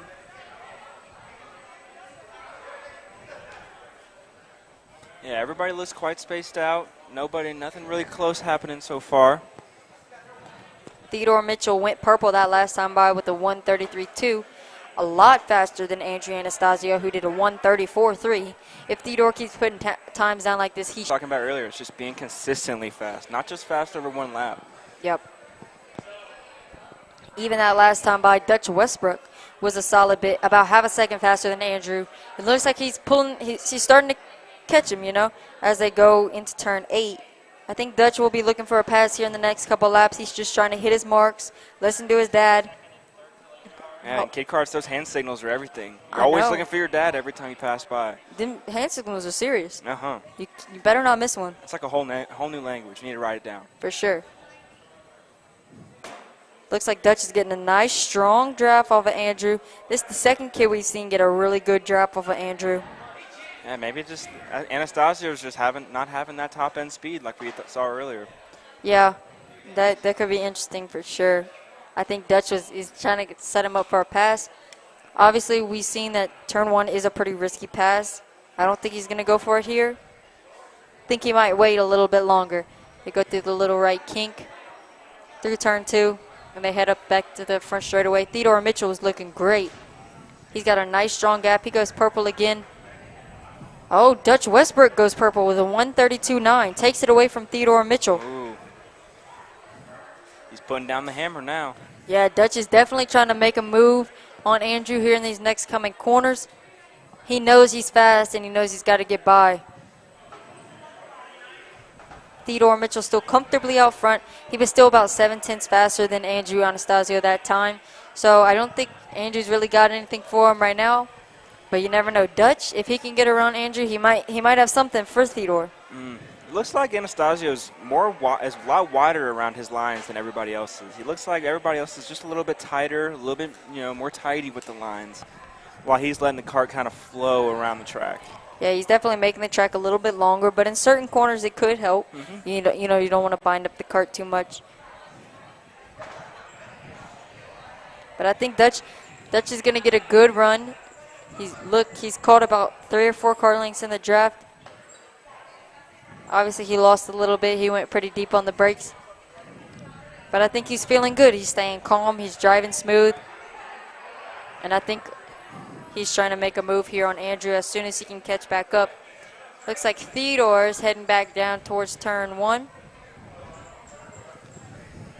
Heading back down towards turn 1. Through the right kink to turn 2. And back down the front straightaway. We'll see if he can better his time. Theodore Mitchell doesn't go no faster, but he was about 1/10 slower than Andrew that time. Andrew's starting to pick up the pace, and you never know. He could run Theodore back down. Maybe his tires are just coming in. Yeah, you never know. He could. Theodore's tires could have just came in too hot, and they're falling off now. True. But Dutch is still there for sure. Don't count him out. He's right there. He went really wide on that one. That made him lose a lot of time. He didn't quite get set up. Yeah, it looks like they're catching Theodore quite quick now. Yeah, it looks like they're starting to catch him. So hopefully Theodore can keep it tidy and not make any mistakes. I think Theodore's looking really comfortable out there. He's got about a 1.5 second gap. So Andrew Anastasio would have to really turn up the pace, really start driving amazing to close up that gap. Obviously, these kid karts don't get nearly as much time on track as everybody else. These guys are probably so tired after these runs. So I think Andrew would have to turn up the pace a lot to be able to close that 1.5 second gap to Theodore. But you never know. Anything can happen, as we've seen already today. Looks like Dutch is starting to fall off a lot. Maybe Andrew's tires are just coming in. Obviously, we see him getting super fast. Maybe Dutch and Theodore went a little too high on pressures. They're starting to fall off. I think pressure plays a massive part in karting in general, every class. It could really determine how your race goes. Yeah, especially in these kit karts with the fixed gear and everything. You know, this is one of the main things you can change on the go-kart. You know, not many chassis adjustments even happen on these little guys. Yeah, there's not very much you could do. But Theodore Mitchell goes purple with a 132.8. He's considerably faster than both Andrew and Dutch. We talked about that multiple times. The consistency is really important. Obviously, Dutch did have a fast lap of a 132.9, but he came back across with a 134.2. That consistency it's not going to work if you want to try to win the race. Theodore is doing very well, staying consistent, staying fast, and I don't really think Andrew's going to have anything for him in these next couple laps as we start to round out this heat. We just passed 7 minutes, so we should have a few more laps to go, but not a ton. Theodore Mitchell's looking really good as he exits 7. He's got a nice, strong gap as he heads down the short straightaway to turn 8. Oh, that was turn 10. He's coming through turn 11, through turn 12, looking super strong. Carries down that long straightaway. And down towards turn 1. He's widened up the gap to about 1.9 seconds. We'll see if he can better that this time by as he goes through turn 1, through the right kink, down through turn 2, and comes across the line.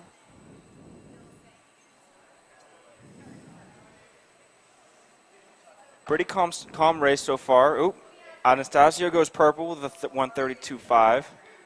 Maybe cut into that gap a little bit. Now it's down to a 1.5 seconds. Yeah, he was able to close up that gap a little bit. Obviously, I don't think we're going to have a ton of time. I believe there's going to be 2 to go this time by as we just hit our 8-minute mark. But I think if there's anything that Andrew Anastasio and his tuner can learn from this is maybe they went just a little bit too low on pressure. Obviously, he was really not quite on pace those first couple laps, but he's starting to come back now. Obviously, he just dropped purple. I think if they would have just gone a little bit higher, maybe he could have kept up with Theodore or, you know, even walked away like Theodore did. For sure. They could have got hooked up in the draft and just drove away themselves. Yep. I think these kids are, every single time they go out there, just learning so much. So you got to make sure they have the best setup. And your camera's now on Andrew Anastasio in the P2 position. He was purple as he heads through turn 10. He's obviously trying to run down Theodore as he goes through 11 and 12 down that long straightaway. And it'll be 2 to go this time by. Theodore's looking really comfortable out front. Dutch Westbrook has completely fell off. Not too sure what happened there. Maybe he's just making some mistakes, but it is hot. I would not be surprised if he was just getting tired out there. Yeah, I agree. It's a lot of work. Oh. 2 to go this time by. Got a big battle going on. That looks to be the 82 of Brennan Barsh. And the was that 72. Asa Davidson? Yeah. They're battling back and forth for the 5th and 6th position. Brennan Barsh is currently in 5th, 1 position up. But big toe down the straightaway. Asa Davidson's not letting him have it easy. He's going for the pass around the outside. Going on the inside of 1. Yeah, the inside around the outside of 12, down the inside of 1.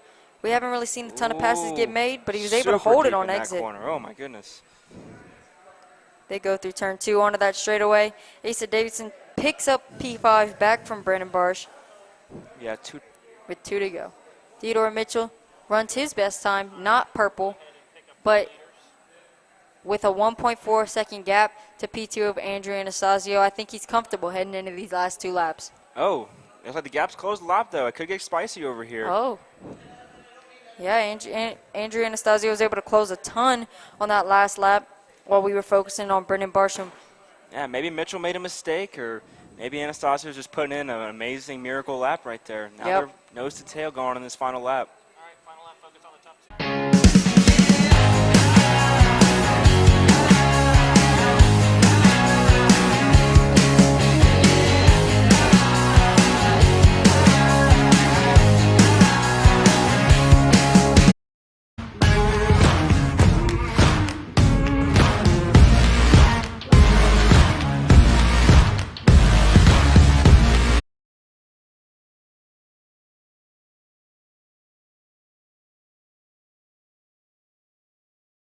We already saw him win one heat race today in 206 Junior. He's looking for Beckett, Friesen, and Jensen Harrell to make up row number 10. Harrell, just this group, is still a little ways back and needs a little more ground to be made up for them to catch the top couple. Richards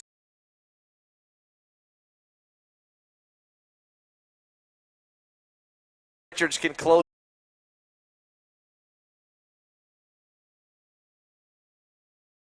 Hoping that the fireworks will erupt for the lead to bring him back into the mix. Back for fourth, Diego Guillo, Santiago Duran still riding there, fourth and continue to block throughout this lap. I was actually surprised she didn't block going into turn 3. She goes low, Landon goes high. He's trying to make his way around the outside of her, knowing that he has his teammate right there.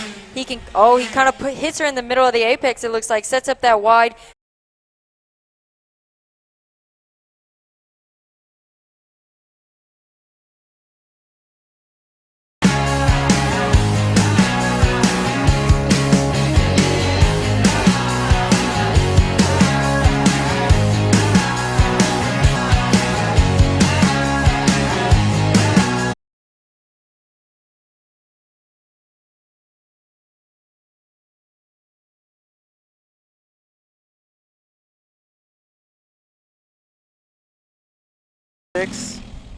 Take that left into 7. Try to carry as much speed as you can. Don't bind up the cart on exit. Yeah, let's number 5. That time by, no passes made through into the chicane, and I think again we'll see if anything probably in the run to 10 or the run to the first corner. Now up front, Braden Westfall has yet to try and make a move back for the lead. He's been glued to the back of Jackson Young since losing the top spot and a little bobble in the final corner. So here they go towards turn number 9. Jackson Young, the leader. Braden Westfall in second. A lap and a half remaining. When does he want to go to the point? He stays behind. Now he looks to the inside. Turn 10. Is it going to be this time? Here he comes. Braden Westfall to the lead into turn number 10. He'll retake the top spot as they go on through. And out of 11, the run towards the white flag begins. Braden Westfall now goes on the defense mode as Jackson Young trails him into turn number 1. Great move by Westfall. You know, you did not expect to get past in that top of the straightaway, and now he just didn't have to defend going into that last corner. Across the line, white flag in the air here this time. Braden Westfall, still your leader over Jackson Young, working their way on through turn 4 over to turn number 5. This time by. No move into 5. In fact, no defending at all, which, again, for the young drivers in 206 Cadet, short braking zones, only a handful of places on the racetrack that are really easy to pass, and therefore you'd really wanted to block for. Turn 8, don't know if that's one of them, doesn't look like it. Westfall will take the normal line here, single file on the final circuit with Jackson Young still tucked in. I think it's those final 2 passing zones it'll come down to, Riley. Yeah, Westfall does not want to get caught sleeping. He might think he has it. He keeps looking back, touching his helmet, thinking that his defending is going to do the job, but he has to make it to the end. He can't let anything happen to him. Here they come on the run to 10. Jackson Young looks like he might have a nose down the inside. He's trying it. Sends it on the inside. Crossover move by Westfall. They'll race side by side, but Jackson Young completes the pass. Westfall, 1 corner to go. Final time around in Ferris Mowers 206 Cadet. Here comes Jackson Young to the bottom side. Braden Westfall looks for the hole on the inside lane. He gets there, overshoots a bit. Jackson Young with a crossover, and Jackson Young gets him with a nice crossover for the win. Great night, last few corners. Awesome finish here in 206 Cadet, presented by Ferris Mowers. Jackson Young, your winner. Braden Westfall second. Sent it on the inside in the final turn. They traded the lead about 3 times in the final 3 corners. Westfall ends P2, and let's take it to the rest of your top 10. Derek Wargo ends down in 3rd. Thomas Smith in 4th. Paxton Dyson 5th. Aston Wyatt 6th. Mateo Quinto 7th. Chris Tracy 8th. Bristol Borneman 9th. And Davis Henry rounds off your top 10. We'll take a commercial break. When we come back, K100 Senior on deck, the final class of the afternoon for the Texas Sprint Racing Series from Amarillo.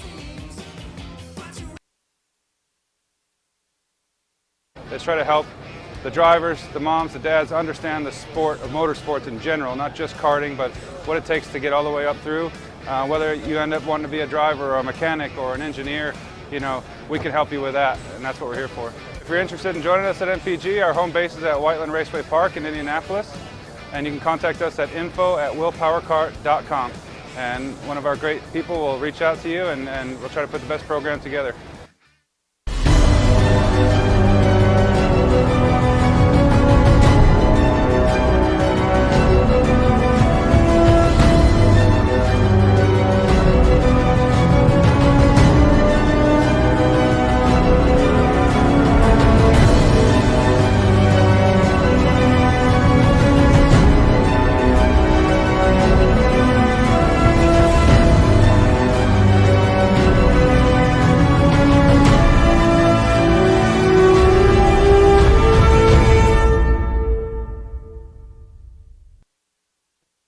Odenthal Racing Products, your #1 producer in engine mounts since 1990. ZGP camera mount, which comes in 4 different styles and can be used on any karting platform. To see our products online, go to odenthalracing.com.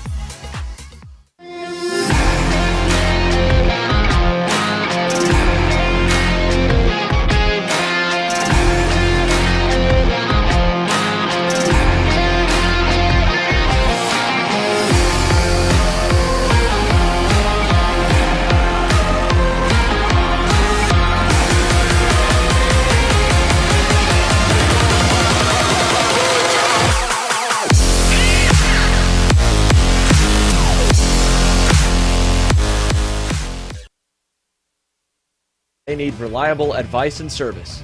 We focus on servicing all racers with honesty and pride while maintaining customer satisfaction. We carry a full stock of Kart Republic and Tony Kart chassis, as well as IAMI and Vortex Rock engines. We've also got a host of other parts available and in stock, such as products from Rev Performance Materials, Jekko Racing Seats, and more. We have a 100% satisfaction guarantee. And on top of that, if your order exceeds $200, shipping is on us. Check out all we have to offer today by visiting us online at kartstore-usa.com. As the Western importer of the Praga and Formula K chassis brands, Leading Edge Motorsports is a high-performance kart shop and race team with a simple mission: teach others the joy of high-performance driving, supply our customers with the highest quality products and services, and most of all, win races. With our remarkable racing inventory, expert services, and top-ranked national-level team to back it up, we'll help to get your new kart racing package up and running fast. From arrive and drive service to kart preparation and driver coaching to the parts you need to get you back on the racetrack, Leading Edge Motorsports is the industry answer. Hannah Greenemeyer is going to score the final win of the U.S. Pro Kart Series. Hayden Jones is a national race winner. Nate Cicero wins. 4-time champion Ryan Norberg winning Super Nationals 24. Winner, winner, winner. Are you ready to join one of North America's winningest driver development programs? Rollison Performance Group offers fully customizable packages that are meant to take your game to the next level. For more information, head to rollisonperformancegroup.com.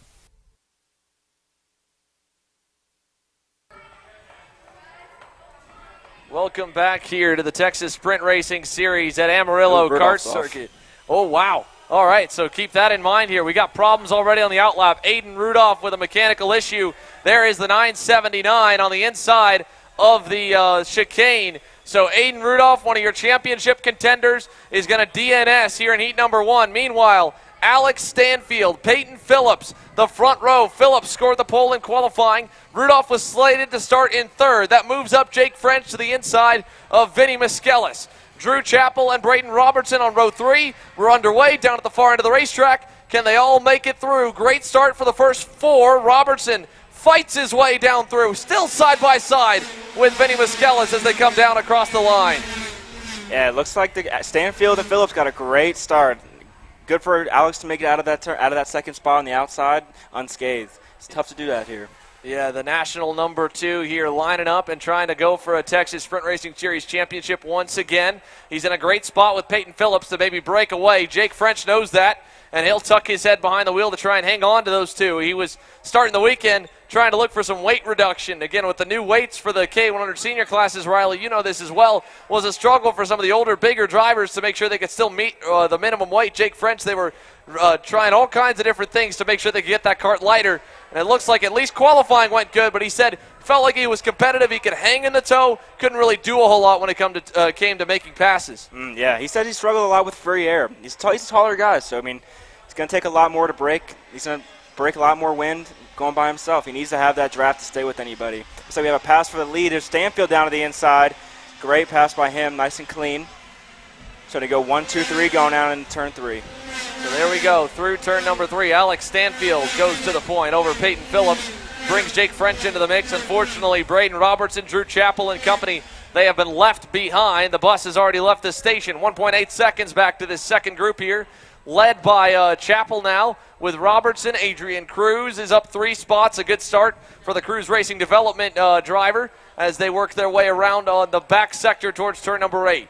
Yeah, Chuck has been fast all weekend. They got to catch him when they can because he's been super duper fast even down the straights and in the infield. So they got to keep with him any way they can. Yeah, Alex Stanfield was only a 1/10.5 off the fastest time in Friday Happy Hour, running by himself when everyone else that ran quicker than him had a nice tow. So Alex Stanfield, again, like you said, he's been the man to beat so far this weekend. The 906 GWR Tony Kart looking to put another lap in the books as the leader, and he's improved the pace already as Peyton Phillips, late move, looking inside. He'll go back by on turn 1. That's exactly what you have to do when you've got the fastest driver right in front of you. You got to get him back behind you. Yeah, you got to take any opportunity you can, any mistake, any open window. And so Peyton Phillips takes advantage of the open window here, and they head towards the back sector. Nice run for him. Alex Stanfield slots back into second. Jake French gets some new life because had they stayed in line, I think Jake French would have been long gone from that lead pack. He was already about 5 car lengths back before the pass, and that pass was a perfectly positioned one by Peyton Phillips as well. He got late, just enough to show the nose, made Stanfield really back up the corner and really kind of bottlenecked him. Again, hopefully bringing Jake French in to maybe mess with the 906, but I don't think you'll see 2 veterans there becoming a veteran in Alex Stanfield, the second-year senior, battle with Jake French for P2 and let Peyton Phillips get away, even if that was the plan. This is all working in French's favor, but it's obvious even now while they're just running clean air that French just can't keep up right now. He's got to keep digging, got to keep hoping for something to happen. I heard a lot of people like to call the heat races here just an extra practice session, an extra test session, because while it's important to get a good finish at the end of the day, you still have the track developing and a little more changes you can try on the go-kart before you get locked in with your chassis setup of what you got for the main event. Now it's good to see that these are testing sessions because you can see how you compare up against other drivers, where you're losing and where you're gaining and where you can improve on. It's what everybody's learning right now. Yeah, everyone feeling each other out right now. Peyton Phillips doing a great job leading the way. Now Braden Robertson in that Arcane Motorsports CRG has gotten away from the group behind. He was trapped in them for a little bit. He started to go. He was one of the fastest drivers on the racetrack at the NTK round 3 of the championship in Denton, Texas. But some problems in the heat races kind of sent him down the order where he had to drive up through the field. And that was been kind of the story of his rookie season. Confidence slowly building for Braden Robertson, getting there to try and make the right moves and put himself in a good spot all weekend. Whether it was bad luck or bad positioning, one way or another, he hasn't been able to start up front and be able to hang up front, as we see Peyton Phillips and Alex Stanfield remaining about 3 car lengths up the road from Jake French. There's Robertson by himself trying to get away. And again, he's got company behind with Drew Chappell, Vinny Miskelis, Adrian Cruz, all 5th, 6th, and 7th, trying to keep a close eye on the CRG in front of them. I wouldn't count Robertson out here. He just needs to keep hoping for some action up front. He definitely has the speed, and he's shown it throughout the season as well. He has the speed. He just needs to get that racecraft down, and he'll be there. Yeah, so again, Braden Robertson just looking for a little bit more here. He needs more battling up front than what we're getting. Kudos to Jake French. He's been really good in the first sector and the second sector of the racetrack right now.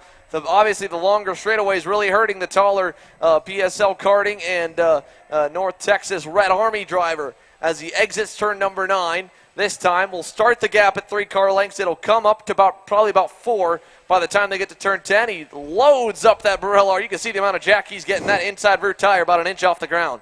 Yeah, the jacking's crazy here. You're really loading up the chassis, hitting the brakes super hard, lifting in that inside rear tire. Does a lot for the chassis at this track. And the quicker you get that chassis loaded and then unloaded, the quicker you get the power down for these long straightaways here at Amarillo. So crucial to be able to get the power down earlier than the driver that you're fighting with to kind of pull away. These straightaways are all the corners end up being kind of setups for the long straights. Even these bends here, turn number 5, that right-handed bend into the left chicane, that still really is a long straightaway that comes down to how much you back up turns 3 and 4, that chicane after the finish line. And then, of course, right here, that run out of 9 sets up the line to 10. This corner, turn 8 we're going into right now, even out of 7 is important. Then they go to turn number 9, the sweeping left-hander. And depending how good or bad they get out of here, means that long straightaway they got coming up. And then turn 10 and 11, that sets up that final run for the final corner. We've already seen quite a few last corner, last-ditch Hail Marys today. Is there going to be a seniors opening heat race? I'd like to think there's a good chance. Peyton Phillips and Alex Stanfield, two young drivers, hungry drivers looking for every checkered flag they can get at this point in their careers. Yeah, they're super aggressive. They've definitely been racing together for a while and they have a few incidents together, but always great racing coming out of those two. Yeah, they've, again, danced more than once before, so they know a little bit of what to expect from one another, how they can race each other, again, how they can race a veteran like Jake French as well, who's been a mainstay in the senior classes in the Texas State region for over a decade. As they go through turn 5, French still, again, hangs there, closes up in the slow stuff, loses a little bit in the high-speed sectors, but he's pretty good overall. A car length back from Stanfield, who actually lost and now sees the biggest gap from himself up to Peyton Phillips we've seen all day at just a car length and a half. Yeah, Alex does not need to get in his head. He's still got the speed. He just needs to keep hitting his marks and keep being smooth. He's got the speed. Well, this time by the timer, I think, may run out. We may get the 2-to-go signal this time. If not, it'll be next time. So we're coming down to crunch time on the final race of the afternoon for Saturday here at the Texas Sprint Racing Series at Amarillo Kart Circuit. Alex Stanfield, Peyton Phillips, Jake French, the top 3. Braden Robertson, couple seconds back. Best of the rest right now in 4th, and he's got company coming up to him now. He's lost the 4th spot. Looks like Vinny Miskelis has gone by him for P4. So Miskelis up a spot higher in the top 5. Robertson back to 6th. French goes purple. Oh, interesting there to see the Burrell driver. Maybe a little bit more in the tank he's found as we've got 3 laps to go here for Peyton Phillips. Yeah, French is looking good. He's been there the whole time just waiting for his moment. He's super patient. That's what that experience that he has brings to the table. Compared to any of these other drivers, he knows exactly how a race is going to go because he's done it so many times. He's done it quite a few times here, and again, he's won quite a few times. Talked to his dad, Mark French, said, man, Jake loves this racetrack. Whenever they come here to test, they will go out with a full tank of fuel. He will not come in until that tank is just about empty and the engine is choking. He loves turning laps here at Amarillo Kart Circuit, by far his favorite circuit in North America and favorite kart track he goes to. And so he's obviously feeling himself a little bit at the end of this first heat. Would like to get a couple more points. Alex Stanfield going to look for the lead here, coming this time by to 2 to go. He knows it's time. Took a look at the flagman, saw the white and the checkered, ready to go, and the double sticks are up. Stanfield, your leader with 2 laps remaining. Phillips, move down. What a bomb in turn 3. Nicely done. Phillips. Awesome job by Peyton Phillips. And here comes Jake French. He'll apply pressure. Stanfield's looking on Phillips. A 5. No change. Peyton Phillips retains the lead. Yeah, I'd be wary of French now. He knows what's going on, and I don't think Alex is going to stay behind for very long. He definitely does not want that P2 on his board. And he again, wants 1. All of this right now is kind of showing your hand a little bit. Peyton Phillips pulled the trigger on that last lap dive bomb there on Alex Stanfield here on the 2-to-go signal. Does Stanfield put that back in his back pocket? He saw how much time it cost him in that run to turn 5. Does he try and wait till turn 3 on this lap before he goes? He's not going in 10. He'll get close as Phillips is already blocking the inside. So Peyton Phillips coming to the white flag has 2 hungry drivers, national level talents, nationally ranked talents trying to get around him. Stanfield looks low, goes high, deep around the outside into turn number 1. Can't get there. Can he cross him up? He does. Oh, he gets all the way through the dirt. Stanfield hangs on to it. French throws his hand in the air like, what is going on? And somehow Peyton Phillips remains the leader. I think Stanfield's in trouble. His tires are dirty. Grass is not good on here. It's super dusty out in the grass. Yeah, he's trying to hang on now here as he got chopped the nose off by Phillips. Robertson coming into the mix. Look at that. Contact in turn 8. Turn 7. He gets into it. Wow! And Jake French takes the lead. Phillips' his hands in the air, and Jake French, he put his hand in the air like, what are these kids doing? Move Jake French to the point. Braden Robertson, like you called it, the man in black, moves up to third, and now he's pressuring Alex Stanfield on the run to turn 10. Yeah, can't count out that rookie. I know he hasn't been the fastest all weekend, but I know that he could get there. So through turn 10, can anyone make a last-ditch effort at Jake French? He's a 3-car length gap out front.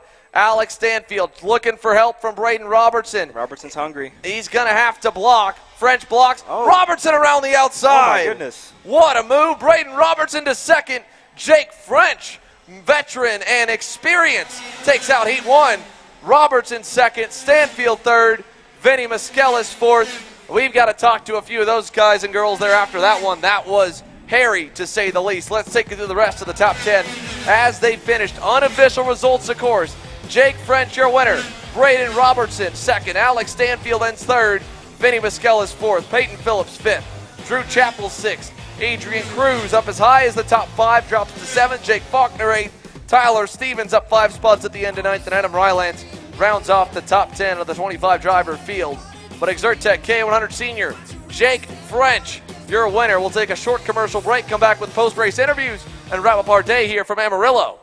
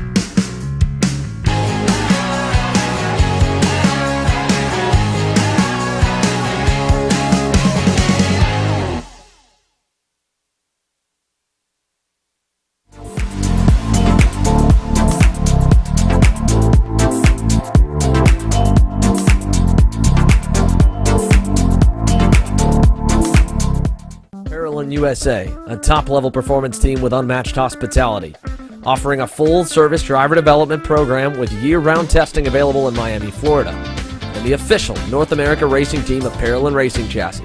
Chassis and parts available at ParolinUSA.com. If you're looking for top-grade equipment, look no further than Rev Performance Materials engine mounts, sprockets, and arcade chains. Available online now at RevPerformanceMaterials.com and through a dealer near you. The highest quality material, built to the highest quality standards. Rev Performance Materials.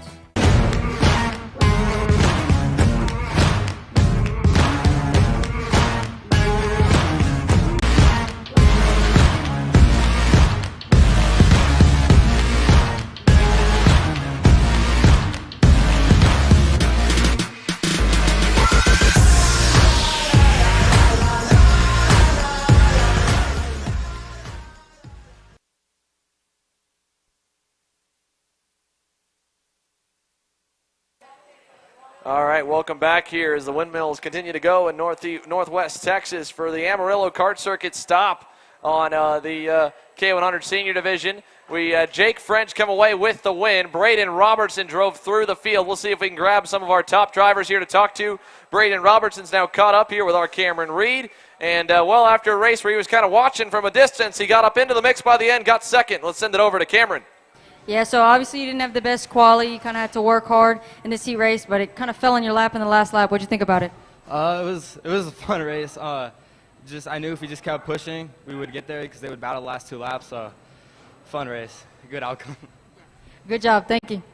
All right, again, Braden Robertson's got some work to do. He'll continue to work their way over to the scale area as we get wrapped up here. Vinny Miskelis, Alex Stanfield, again, all drivers that were inside the top 10. Peyton Phillips led a lot of that one. We'll see if we can talk to the 901 at the end. I'm sure he's going to be a little bit frustrated with the outcome. Him and Alex Stanfield came together, and that opened the door for Jake French to get on through. Let's send it over to Cameron as she's got Peyton Phillips contending for the championship, contending for the win. Unfortunately, didn't get that checkered flag here in heat number 1. Cameron? Yeah, that was a pretty insane last couple laps. What do you think you could have done better? Not really that much. I got hit out of the way, so not really much I think I could have done on my end. But, yeah, I think for where we started this weekend, where we are right now is brilliant. Can't thank the team enough. So you're pretty confident going in tomorrow? Yeah. I feel like we have a good, strong pack. Towards the end, I knew that we were kind of building a gap, and I knew it was going to go by, so it's racing. Sounds good. Thank you, bro. All right, that's Peyton Phillips. We'll let him get back to it. And again, we'll try and talk to a few more. Alex Stanfield and Jake French are over in the post-race tech inspection area as they work their way on through. They were the other half of that leading trio that all battled for the lead and the win. So we'll take them over here to Cameron and have a word with them here really quickly. Let's send it down to Cam. She's got Alex Stanfield, the other half of that incident with Peyton Phillips. We'll get his thoughts on the final lap. Cam? Yeah, Alex was a part of that battle for the lead. Pretty crazy. Didn't come out with the lead, but second. So how'd you think? Yeah, I mean, with 2 to go, Peyton kind of missed the turn 1, and then I got pushed in the grass, so I had grass on my tires. And then going into the back hairpin, I made a move, and then my bumper just got caught, and his bumper. And I didn't mean to have contact. It's racing, I guess. So, yeah. So no hard feelings? Good for tomorrow? I mean, I have no hard feelings. I can't say how he feels about it, but I have no hard feelings. All right, sounds good. Thank you, bro. All right, again, Alex Stanfield. Well, that'll let him get back to it, and we'll see if we can get Jake French as well, our winner, and get his thoughts on the final way it went out.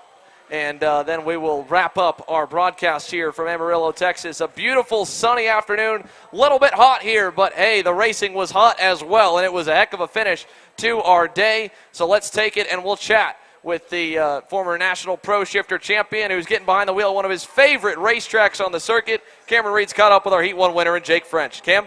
I'm with Jake French, your winner of the K100 Heat 1. How do you feel about that race?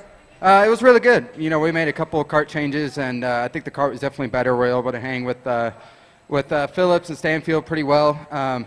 You know, they raced, in my opinion, a little too hard for a heat race. I don't know why they do that. I just ate my popcorn and wait for it to happen, and sure enough it did, and came home with the win. Sounds good. Well, good luck tomorrow. Thank you. Thank you. All right, again, that was Jake French, and that will wrap up our afternoon of coverage for the Texas Sprint Racing Series. We're back bright and early tomorrow morning with heat number 2 and main events here from Amarillo Kart Circuit. Tune back in live on Kart Chaser. You're watching the coverage of the 4th stop of the Texas Sprint Racing Series. We'll be back tomorrow, presented by Auction Texas and all of our class sponsors. Thank you so much for watching. For Cameron Reed, Riley Cann, the rest of the Kart Chaser and Texas Sprint Racing Series crew will be back first thing in the morning.